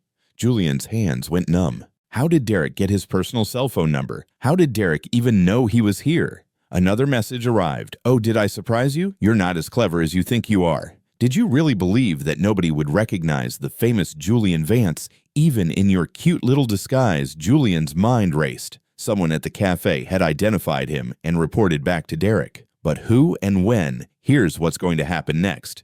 You're going to drive away from here and forget everything you think you saw tonight. You're going to fire Simone Davis for theft and insubordination, and you're going to pretend this conversation never happened. And if I don't, the response came immediately, then your new girlfriend and her precious little daughter are going to have a very unfortunate accident. Accidents happen all the time in this neighborhood. Break-ins, car crashes, gas leaks. Such a shame when hard-working single mothers get caught up in dangerous situations. Julian felt rage building in his chest. If you hurt them, What? Call the police. Go ahead. Tell them about your wild theories. Tell them about imaginary criminal conspiracies. By the time they finish laughing at you, Simone and Lily will be just another tragic news story. What do you want, asterisk? I want you to understand that you're not in control here. I know about your little surveillance mission tonight. I know about the recording equipment you're wearing. I know about your plan to expose me to the authorities. How could Derek possibly know about the recording equipment? Julian had been careful to hide it, and only Simone knew about their plan. Unless... That's right, Mr. Vance. You're starting to understand. Your precious Simone has been working with me from the beginning. Julian's world tilted. That's not possible, isn't it? Think about it carefully. How convenient that she recognized you so quickly. How perfectly she played the role of the concerned employee trying to help. How easily she gained your trust and learned about your investigation, asterisk. You're lying, am I? Who else knew about your recording equipment tonight? Who else knew exactly when and where you'd be conducting surveillance? Who else had access to your personal information and daily routine? Julian felt sick, but it couldn't be true. Simone's concern for her daughter was genuine. Her fear when talking about Derek's threats was real. The connection between them, the love growing between them, that couldn't all be fake. Still, don't believe me, check your email. With trembling hands, Julian opened his email app. A new message had arrived from an address he didn't recognize with the subject line evidence. The email contained a series of photographs that made Julian's blood turn to ice. Photos of him entering and leaving Simone's apartment building. Photos of him playing with Lily in the small backyard. Photos of him and Simone sitting close together on the couch, clearly taken through the apartment window. But the most damaging photo showed Simone shaking hands with Derek Hayes in the cafe's parking lot, both of them smiling. The timestamp indicated the photo had been taken that afternoon after Julian had left the cafe. She's been reporting your every move to me since Monday. Every conversation, every plan, every moment of vulnerability you've shared with her. Did you really think a woman like that could fall in love with a man like you so quickly, without ulterior motives? Julian stared at the photos, his mind reeling. The image of Simone shaking hands with Derek was devastating, but something about it felt wrong. Her body language seemed tense, not friendly, and the angle of the photo made it impossible to see their full interaction. Don't feel bad, Mr. Vance. Simone is very good at what she does. The helpless single mother act the bright child who needs protecting the vulnerable woman looking for love. She's played these roles before. Did you know she's never actually worked at any of my other resort locations? Did you know her previous employment history includes a very interesting gap of 3 years asterisk? What are you saying? I'm saying that Simone Davis is a professional con artist who specializes in targeting wealthy, lonely men. And you, Mr. Vance, were the perfect mark. Julian felt like he was drowning. Everything Derek was saying contradicted what he felt in his heart about Simone. But the evidence was right there in front of him. The photos, the convenient timing of her approach, the way she'd gained his trust so quickly. Still there, Mr. Vance, or are you starting to realize how thoroughly you've been played? Where is she now, safe and sound, collecting her payment for a job well done? But don't worry, she's not heartless. She did say she felt a little bad about using your obvious loneliness against you. Apparently, you're a better man than most of her usual targets. Julian closed his eyes, trying to think clearly through the pain and confusion.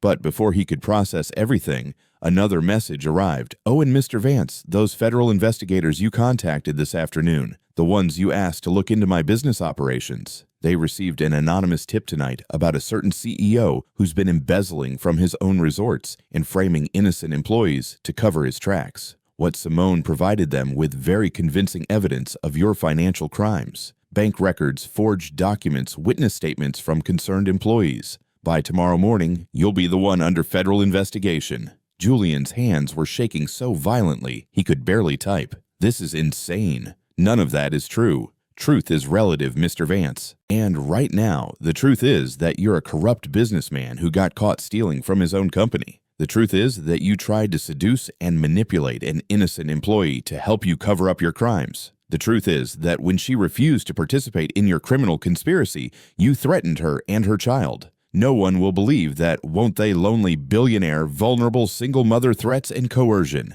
It's a very believable story, especially when it's supported by audio recordings of your conversations, financial documents with your forged signature, and testimony from multiple witnesses. Julian realized with growing horror that Derek had been planning this trap for much longer than just tonight. This wasn't a simple theft operation.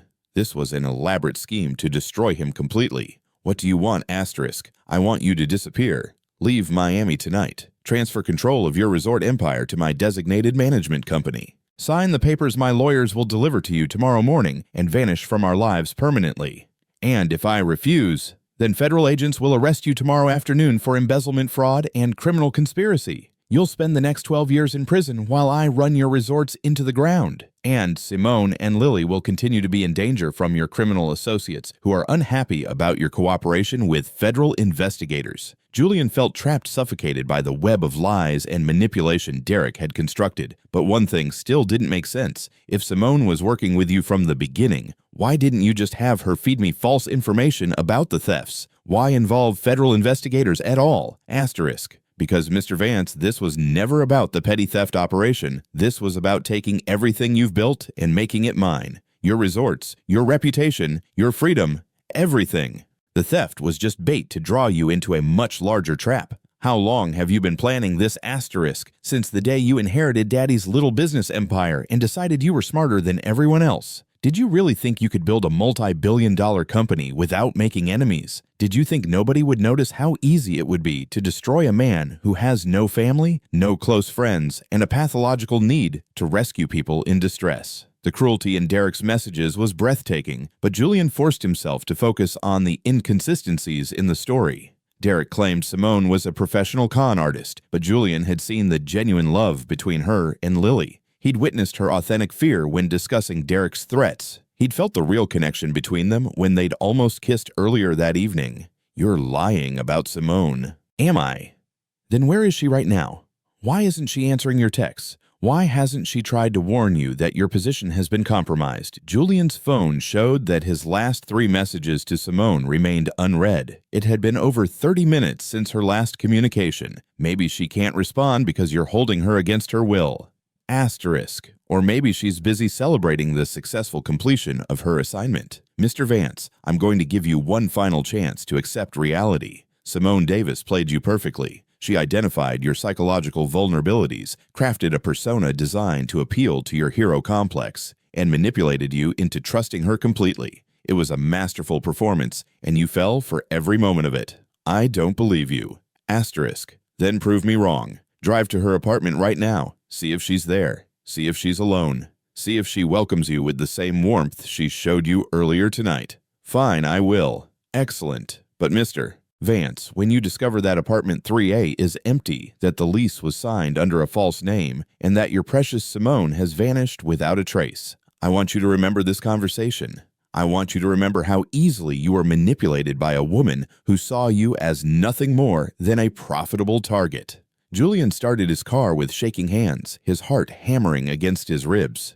Derek had to be lying. There was no way Simone's feelings for him were fake. No way her love for Lily was an act. No way their entire connection had been a calculated deception. But as he drove toward NW 2nd Street, doubt crept into his mind like poison. Simone had recognized him remarkably quickly. She had approached him with that note at exactly the right moment. She had gained his trust with suspicious ease, and now she wasn't responding to his messages. The three-story stucco building looked exactly as it had when he'd left earlier that evening, but Julian noticed that the lights in apartment 3A were off. At nearly midnight, that wasn't necessarily unusual. Lily would be asleep, and Simone might be as well if she'd returned from the cafe, but something felt wrong. Julian climbed the narrow staircase to the 3rd floor, his footsteps echoing in the empty hallway. The building was silent except for the distant hum of an air conditioner and the muffled sound of a television from one of the other apartments. He knocked softly on the door to 3A, not wanting to wake Lily if she was sleeping. No response. He knocked again, slightly louder. Still, nothing. Julian tried calling Simone's phone, listening for the sound of ringing from inside the apartment, but he heard only silence. Fighting down panic, he tried the door handle. To his shock, it turned easily. The door was unlocked. "Simone," he called softly as he stepped inside. "It's Julian. Are you here?" The apartment was dark and eerily quiet. Julian fumbled for the light switch, and when the lights came on, his world collapsed completely. The apartment was empty. Not just of people, but of everything. The comfortable cream couch was gone. The coffee table covered with Lily's marine biology books had vanished. The dining table where they'd shared black beans and rice and conversation was nowhere to be seen. The walls that had been covered with Lily's artwork were bare, showing only the faint outlines where frames had once hung. He stumbled through the empty rooms in a daze. The kitchen contained nothing but basic appliances. Lily's bedroom, where he'd admired her seashell collection, was completely vacant. No furniture, no toys. No sign that a bright 7-year-old had ever lived there. In what had been Simone's bedroom, Julian found only a single piece of paper lying on the bare floor. With numb fingers, he picked it up and read the handwritten note. "Mr. Vance, by the time you read this, you'll understand that everything you believed about me was a carefully constructed lie. I'm sorry it had to end this way, but business is business. The woman you thought you were falling in love with never existed. S." Julian sank to the floor, the note trembling in his hands. The handwriting was definitely Simone's. He recognized it from the original note she'd slipped him under his coffee cup. But the coldness of the message was like a knife through his chest. His phone buzzed with a final message from Derek. "Now you understand? Simone and Lily are long gone, Mr. Vance. You'll never see them again. My lawyers will contact you in the morning with the transfer documents. Sign them, disappear, and this nightmare ends. Refuse, and I'll destroy what's left of your life and reputation. Federal agents will be at your penthouse at 8:00 a.m. tomorrow to arrest you for embezzlement and fraud. Unless, of course, you're somewhere else by then, somewhere far away, where extradition might prove difficult." Julian stared at his phone, unable to process the magnitude of his betrayal and loss. In less than 72 hours, he'd gone from being a successful businessman investigating minor theft to being a heartbroken fugitive facing federal charges. But the worst part wasn't the destruction of his career or the threat of imprisonment. The worst part was the devastating realization that the woman he'd fallen in love with, the connection he'd felt, the future he'd imagined, the family he'd dreamed of building, had all been an elaborate fiction designed to destroy him. He thought about Lily's bright curiosity, her seashell collection, her excitement about becoming a marine biologist. Had that brilliant little girl been an actress? Had her affection for him been scripted? Had her bedtime routine, her innocent questions, her shy goodbye hugs all been part of an elaborate performance? The thought made him physically ill.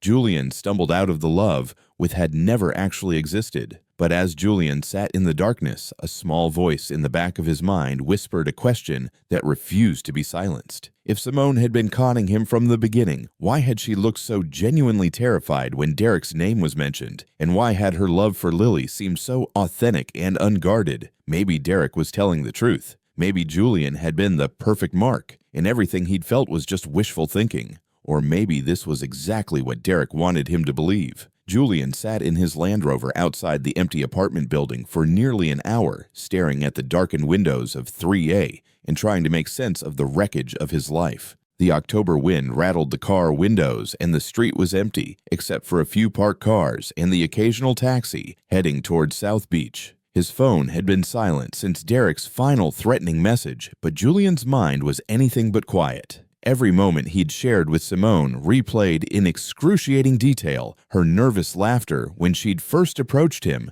the way her hands had trembled when she'd talked about Derek's threats, the genuine pride in her voice when she'd spoken about Lily's intelligence. Had all of it been a performance, Julian started the engine and drove aimlessly through the empty Miami streets, past the late-night eateries and 24-hour convenience stores that served the city's insomniacs and night shift workers. He found himself heading toward the oceanfront, drawn by the need for space and clarity that only the vast expanse of the Atlantic could provide. He parked at South Beach Pier and walked out onto the boardwalk, the cool wind cutting through his jacket. The ocean stretched endlessly before him, dark water meeting darker sky at an invisible horizon. The city lights reflected on the waves like scattered emeralds, beautiful and distant. This is where it ends, Julian thought. Everything I've built, everything I've worked for, destroyed by my own stupidity and loneliness. His phone buzzed with a text from an unknown number * Mr. Vance. This is attorney Robert Sterling. Mr. Hayes has retained my services to handle your asset transfer documents. I'll be at your building at 7 a.m. tomorrow with the paperwork. Please be available to sign or my client will proceed with alternative measures. Julian deleted the message without responding. 6 hours until his world officially ended. 6 hours to decide whether to run or stay and fight a battle he couldn't win. He thought about his father, Arthur Vance, who had built their first guest house from nothing in 1990. Arthur had been a good man, honest, hard-working, devoted to treating his employees fairly and his customers well. He would be ashamed to see what his son had allowed their legacy to become. But what if Derek is lying about everything? The thought came unbidden, cutting through Julian's despair like a lighthouse beam through fog. What if the elaborate deception wasn't Simone's con job, but Derek's masterpiece? Julian pulled out his phone and opened the photos Derek had sent him. He studied each image carefully, looking for details he'd missed in his initial shock. The timestamp on the photo of Simone shaking hands with Derek was from that afternoon. But something about it still bothered him. He zoomed in on Simone's face. Even in the grainy photo, her expression didn't look friendly or conspiratorial. Her smile seemed forced, her posture tense. And was that a faint bruise on her right jawline partially hidden by her hair? Julian's heart began to race. What if that photo didn't show Simone accepting payment for a job well done? What if it showed her being threatened, coerced, or worse? He scrolled back through his text conversation with Simone from earlier that evening, reading her messages with new eyes. Derek just arrived. Acting nervous, keeps checking his watch and looking toward the loading dock. Something's definitely happening tonight. 2 men just came in through the back. Derek sent Noah home early and told Gabby to finish cleaning the front dining room. He's taking me to the storage area to help with inventory. This is it. If I don't go, he'll know something's wrong. I can handle this. Just be ready to call 911 if I don't text you back in 15 minutes. Julian's blood ran cold. Simone had been afraid, but she'd gone with Derek anyway because she didn't want to blow their investigation. She'd risked her safety to help him, and he'd been sitting in his car while Derek... What had happened to her in that storage room? Julian's hands shook as he speed-dialed 911. 911, what's your emergency? I need to report a missing person. A woman named Simone Davis was last seen at Coral Coast Cafe on Ocean Drive around 10:30 p.m. tonight. She may be in danger. Sir, can you describe the nature of the danger? She was investigating criminal activity at the restaurant, and the manager threatened her. She stopped responding to texts, and her apartment has been completely emptied out. How long has she been missing? Julian checked his phone. Almost 2 hours since her last message. "I'm sorry, sir, but we can't file a missing person report until someone has been gone for at least 24 hours, unless there's evidence of foul play. Has anyone witnessed a crime or found signs of violence?" "No. But I'd suggest contacting the person's family members or friends to see if they know where she might be. If she's still missing tomorrow night, call us back." The line went dead. 0. None of that could have been arranged in a single evening, which meant Derek had known Julian was coming to Miami before Julian had made the decision himself. How is that possible? Julian thought back to Sunday morning when he'd first decided to investigate the Miami location personally. He'd made that decision alone in his South Beach penthouse, hadn't discussed it with anyone, hadn't even told his executive assistant until Monday morning. Unless Julian pulled over and called his executive assistant, Sophia Rodriguez, despite the late hour. "Mr. Vance, is everything all right?" "It's almost, Sophia, I need you to check something for me. Last weekend, did anyone call asking about my schedule or travel plans?" "Well, yes, actually. On Saturday afternoon, someone from the Miami resort called asking about your availability for a surprise inspection. They said they were planning improvements and wanted to make sure you wouldn't be visiting unexpectedly." Who called? The caller said he was the assistant manager. Derek something. He seemed very concerned about making a good impression. Julian's heart sank. Derek had known he was coming before Julian had even decided to make the trip. The entire scenario, from Simone's perfectly timed approach to the investigation that followed, had been orchestrated from the beginning. "Sophia, one more question. Did you tell this Derek person when I would be arriving in Miami? I told him you hadn't scheduled anything yet, but I mentioned that you typically do surprise visits on Monday mornings when you travel. Why did I do something wrong?" "No, you did exactly what you were supposed to do." "Thank you." Julian hung up and sat in his car. Pieces of the puzzle finally coming together. Derek had known he was coming and had prepared accordingly. But that still didn't answer the most important question: was Simone an accomplice or a victim? He drove back to Coral Coast Cafe, parking in the same spot he'd used for surveillance earlier. The cafe was dark now, closed for the night, but Julian could see light coming from the office windows on the second floor. Someone was still in the building. Julian circled the block and parked in the alley behind the cafe near the loading dock where he'd seen the suspicious van earlier. The van was gone, but the loading dock door was slightly ajar. Against every instinct for self-preservation, Julian got out of his car and approached the building. He could hear voices coming from somewhere inside, muffled conversation that he couldn't quite make out. The loading dock door opened into a storage area filled with cafe supplies, cases of canned goods, bags of coffee beans, industrial-sized containers of cooking oil. Julian moved carefully between the stacks of inventory, following the sound of voices toward the front of the building. "Told you to keep her quiet, not knock her unconscious," a man's voice was saying. Julian recognized Derek Hayes' cold tone. She was fighting of the room. Her head slumped forward, and her dark hair hiding her face was Simone.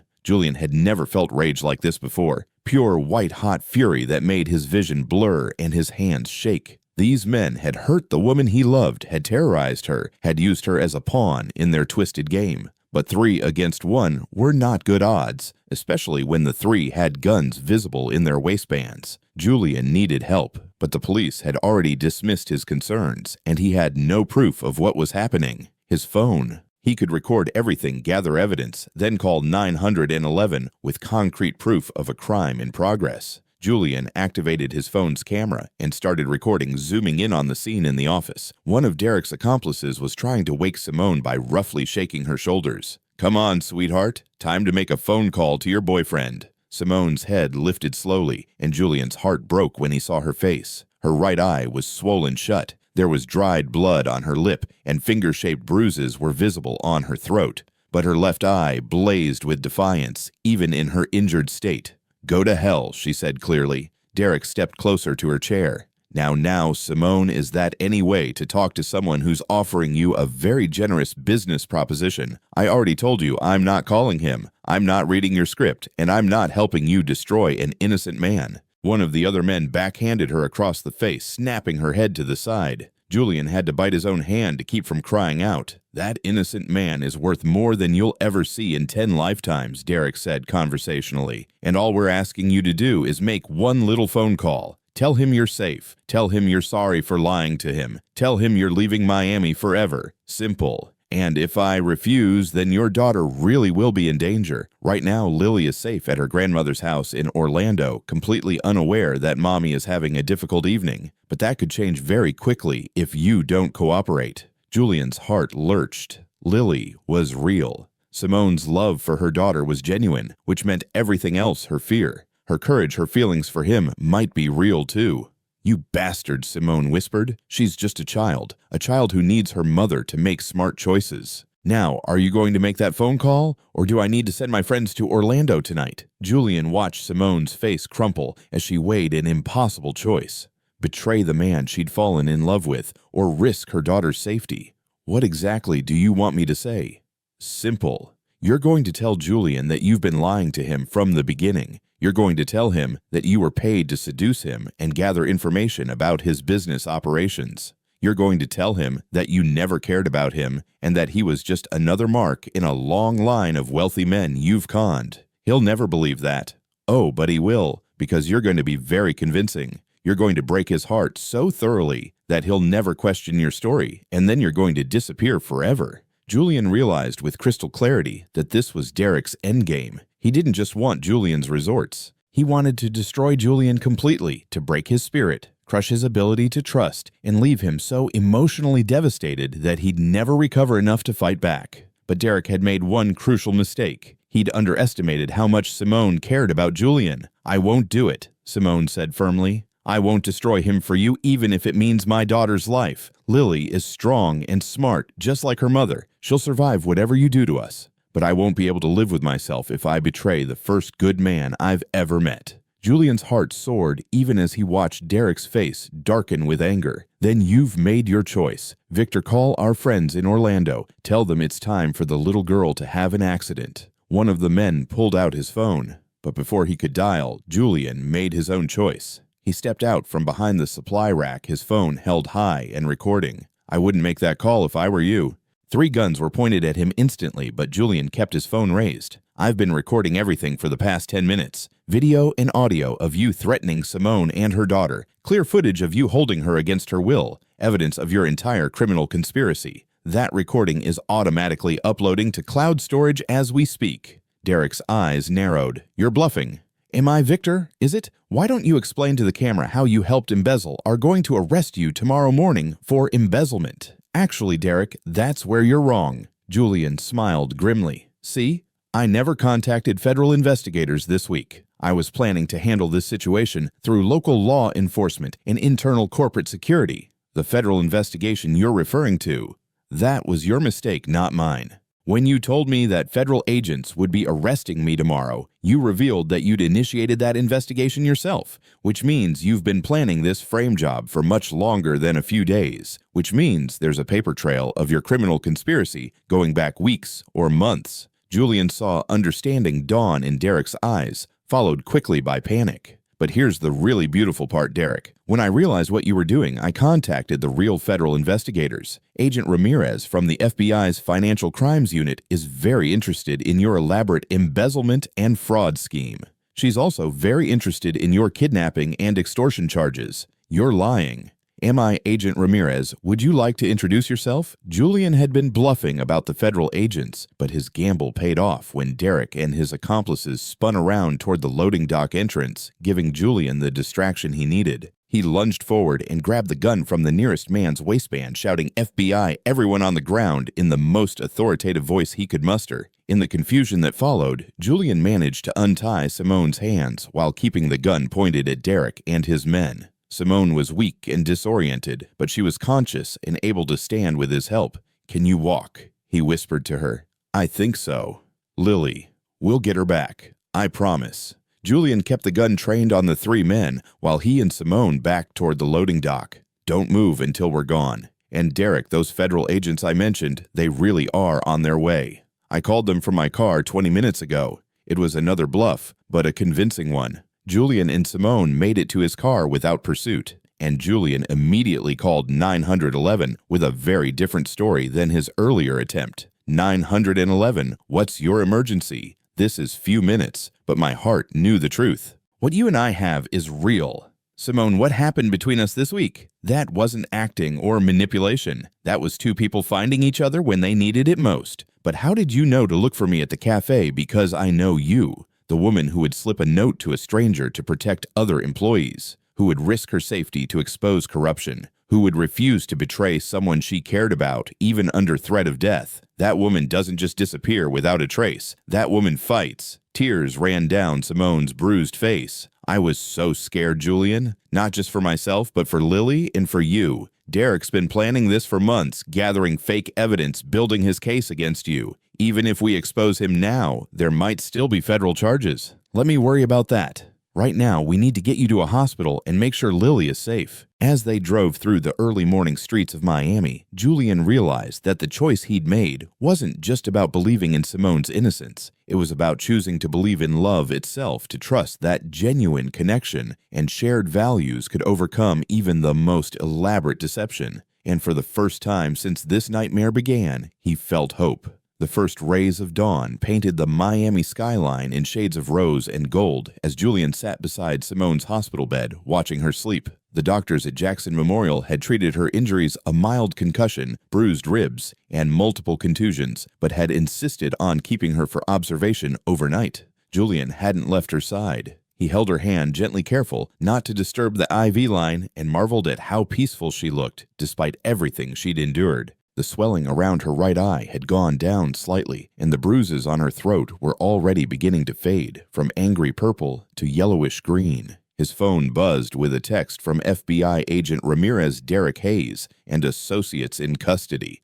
All charges dropped against you. Need to debrief when Miss Davis is feeling better. Excellent work, Mr. Vance. Julian smiled and typed back, "Thank you, Agent Ramirez. Simone should be released this morning. We'll be available whenever you need us."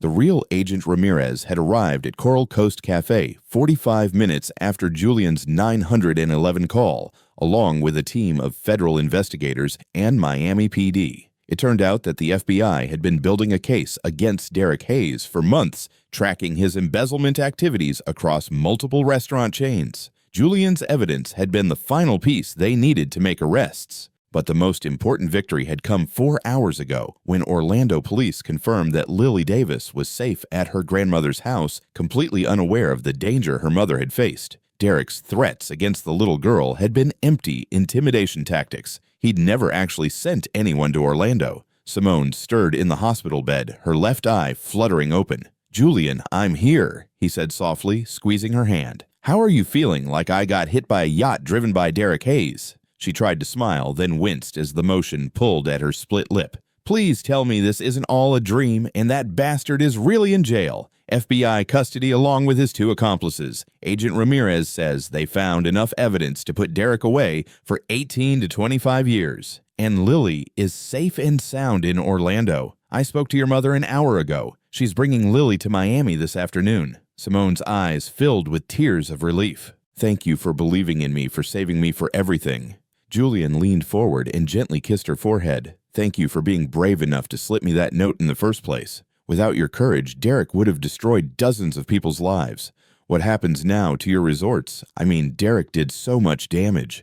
The resorts will recover. My accountants are already working with federal, but—" "Julian, what are you doing?" He opened the box to reveal a simple but elegant diamond ring. "I'm asking you to marry me, Simone Davis. I'm asking you to be my partner in life and in business. I'm asking you to help me rebuild, not just my resorts, but my entire understanding of what it means to create something meaningful." Simone stared at the ring, then at Julian's face. "Are you serious? After everything that's happened, all the lies and deception and danger, you want to get married because of everything that's happened? One life anyway." Julian took the ring from the box and held it out to her. "I'm not asking you to become someone different, Simone. I'm asking you to be exactly who you are, but to be it with me forever."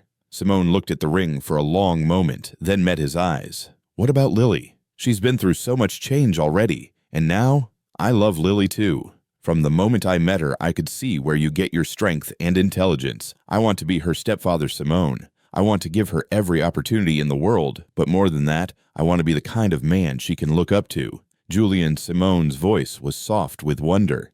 "Are you sure? Really truly sure? I've never been more sure of anything in my life." Simone held out her left hand, tears streaming down her cheeks. Then yes, I'll marry you, Julian Vance."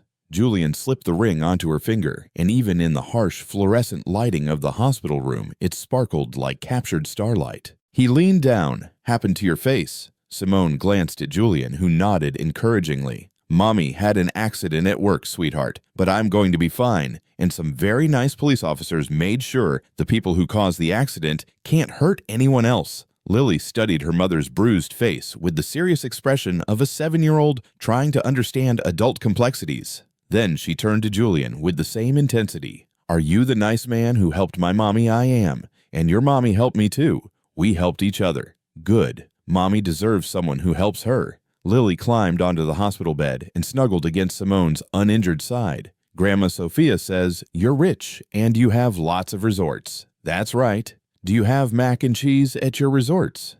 Julian laughed. "The best mac and cheese in Miami. Would you like to try some sometime? Can I have it for lunch, Lily?" Simone started to correct her daughter's boldness, but Julian held up a hand. "Actually, I think mac and cheese for lunch sounds perfect. But first, we get to live in a big house?"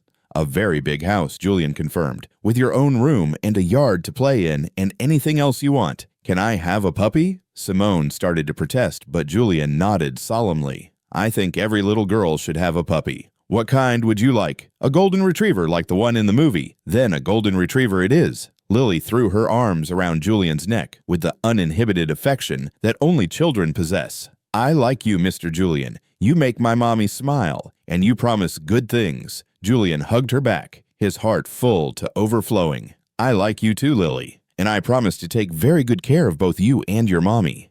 Agent Ramirez cleared her throat gently. "I hate to interrupt this beautiful family moment, but I do need to complete my debrief with both Mr. Vance and Miss Davis when you're feeling up to it." "Of course," Simone said. "Julian told me you've been investigating Derek for months. We had our suspicions about financial irregularities at several resort chains, but Derek was very careful about covering his tracks. It wasn't until we intercepted communications about his plan to frame Mr. Vance that we realized the scope of his operation." "Communications?" Julian asked. Derek was working with a network of corrupt managers across the Southeast. They would identify wealthy resort owners, embezzle funds while building false evidence against their targets, then either blackmail the owners or force them to sell their businesses at below-market prices. "How many other people did he destroy?" Simone asked quietly. "At least 10 resort owners over the past 4 years. Some lost everything: their businesses, their savings, their reputations. One man in Charleston took his own life rather than face the shame of criminal charges he didn't deserve." The room fell silent as the full weight of Derek's cruelty settled over them.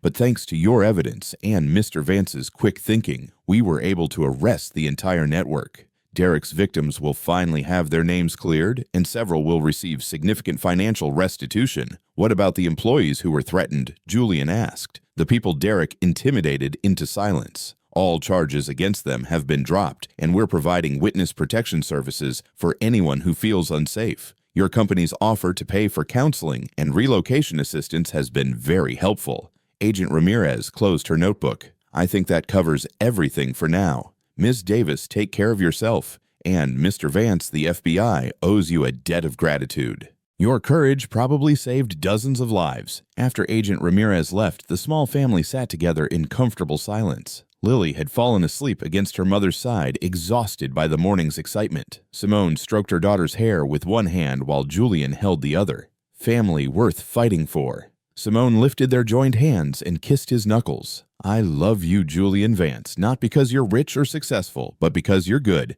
because you have integrity, because you make me believe in happily ever after." 8 months later, Saturday, June 15th, 2024. The renovated Coral Coast Cafe buzzed with excitement as guests arrived for the wedding reception. Julian and Simone had exchanged vows that morning in a small ceremony at South Point Park, surrounded by close friends and family. But they'd insisted on holding their reception at the cafe where their love story began, now transformed into a shining example of ethical business practices and employee welfare. The cafe had been completely renovated, bright, welcoming spaces with comfortable seating, an open kitchen concept that allowed diners to watch their meals being prepared, and a dedicated play area for families with children. But more importantly, it had become a model for fair employment practices throughout Julian's resort empire. Every employee now received health insurance, paid vacation time, and profit-sharing bonuses. There was an anonymous reporting system for workplace problems, regular visits from independent oversight committees, and a strict zero tolerance, a confection of shimmering blue tulle that she'd insisted on wearing with bright purple flip-flops.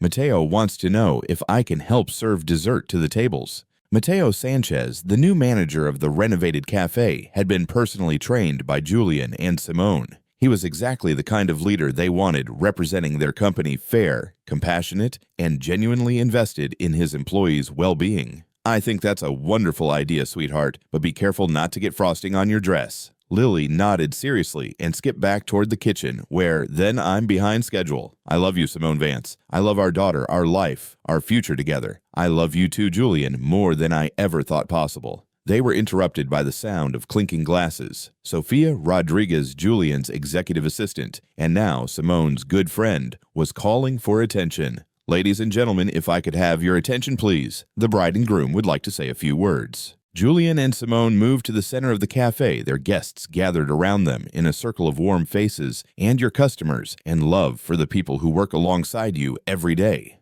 Simone took his hand and continued, "When I slipped that note under Julian's coffee cup 8 months ago, I was terrified. I knew I was risking my job, my safety, maybe even my daughter's well-being. But I also knew that staying silent would mean watching good people get hurt by corruption and greed." Her voice grew stronger as she spoke. "What I didn't know was that speaking up would change my entire life, that it would lead me to love, to partnership, to a future I never dared to dream about." She looked around at the renovated cafe, at the employees who had become like family, at the guests who had supported them through their journey. This place represents everything we believe in: honest work, fair treatment, and the power of people to create something beautiful together. "So tonight we want to make an announcement," Julian added. "Effective immediately, every employee in the Oasis Holdings Group will receive stock options in the company, because the people who make our resort successful deserve to share in that success."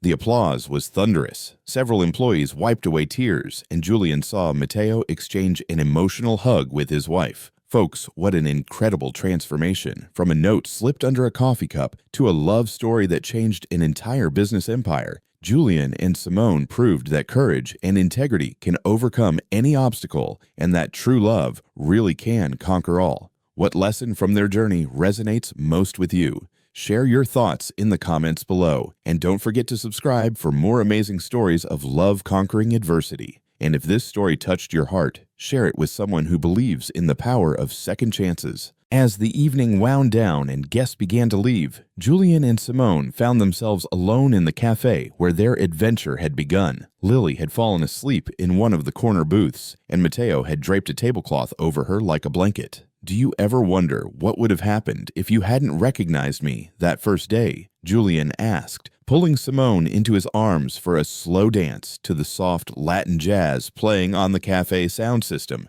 "I think we would have found each other eventually," Simone replied, resting her head against his chest. "Maybe not here, maybe not under these circumstances, but somehow the universe has a way of bringing together people who are meant to appreciate the next one." Click the image on your screen right now to discover more. Join us to share meaningful stories by hitting the like and subscribe buttons.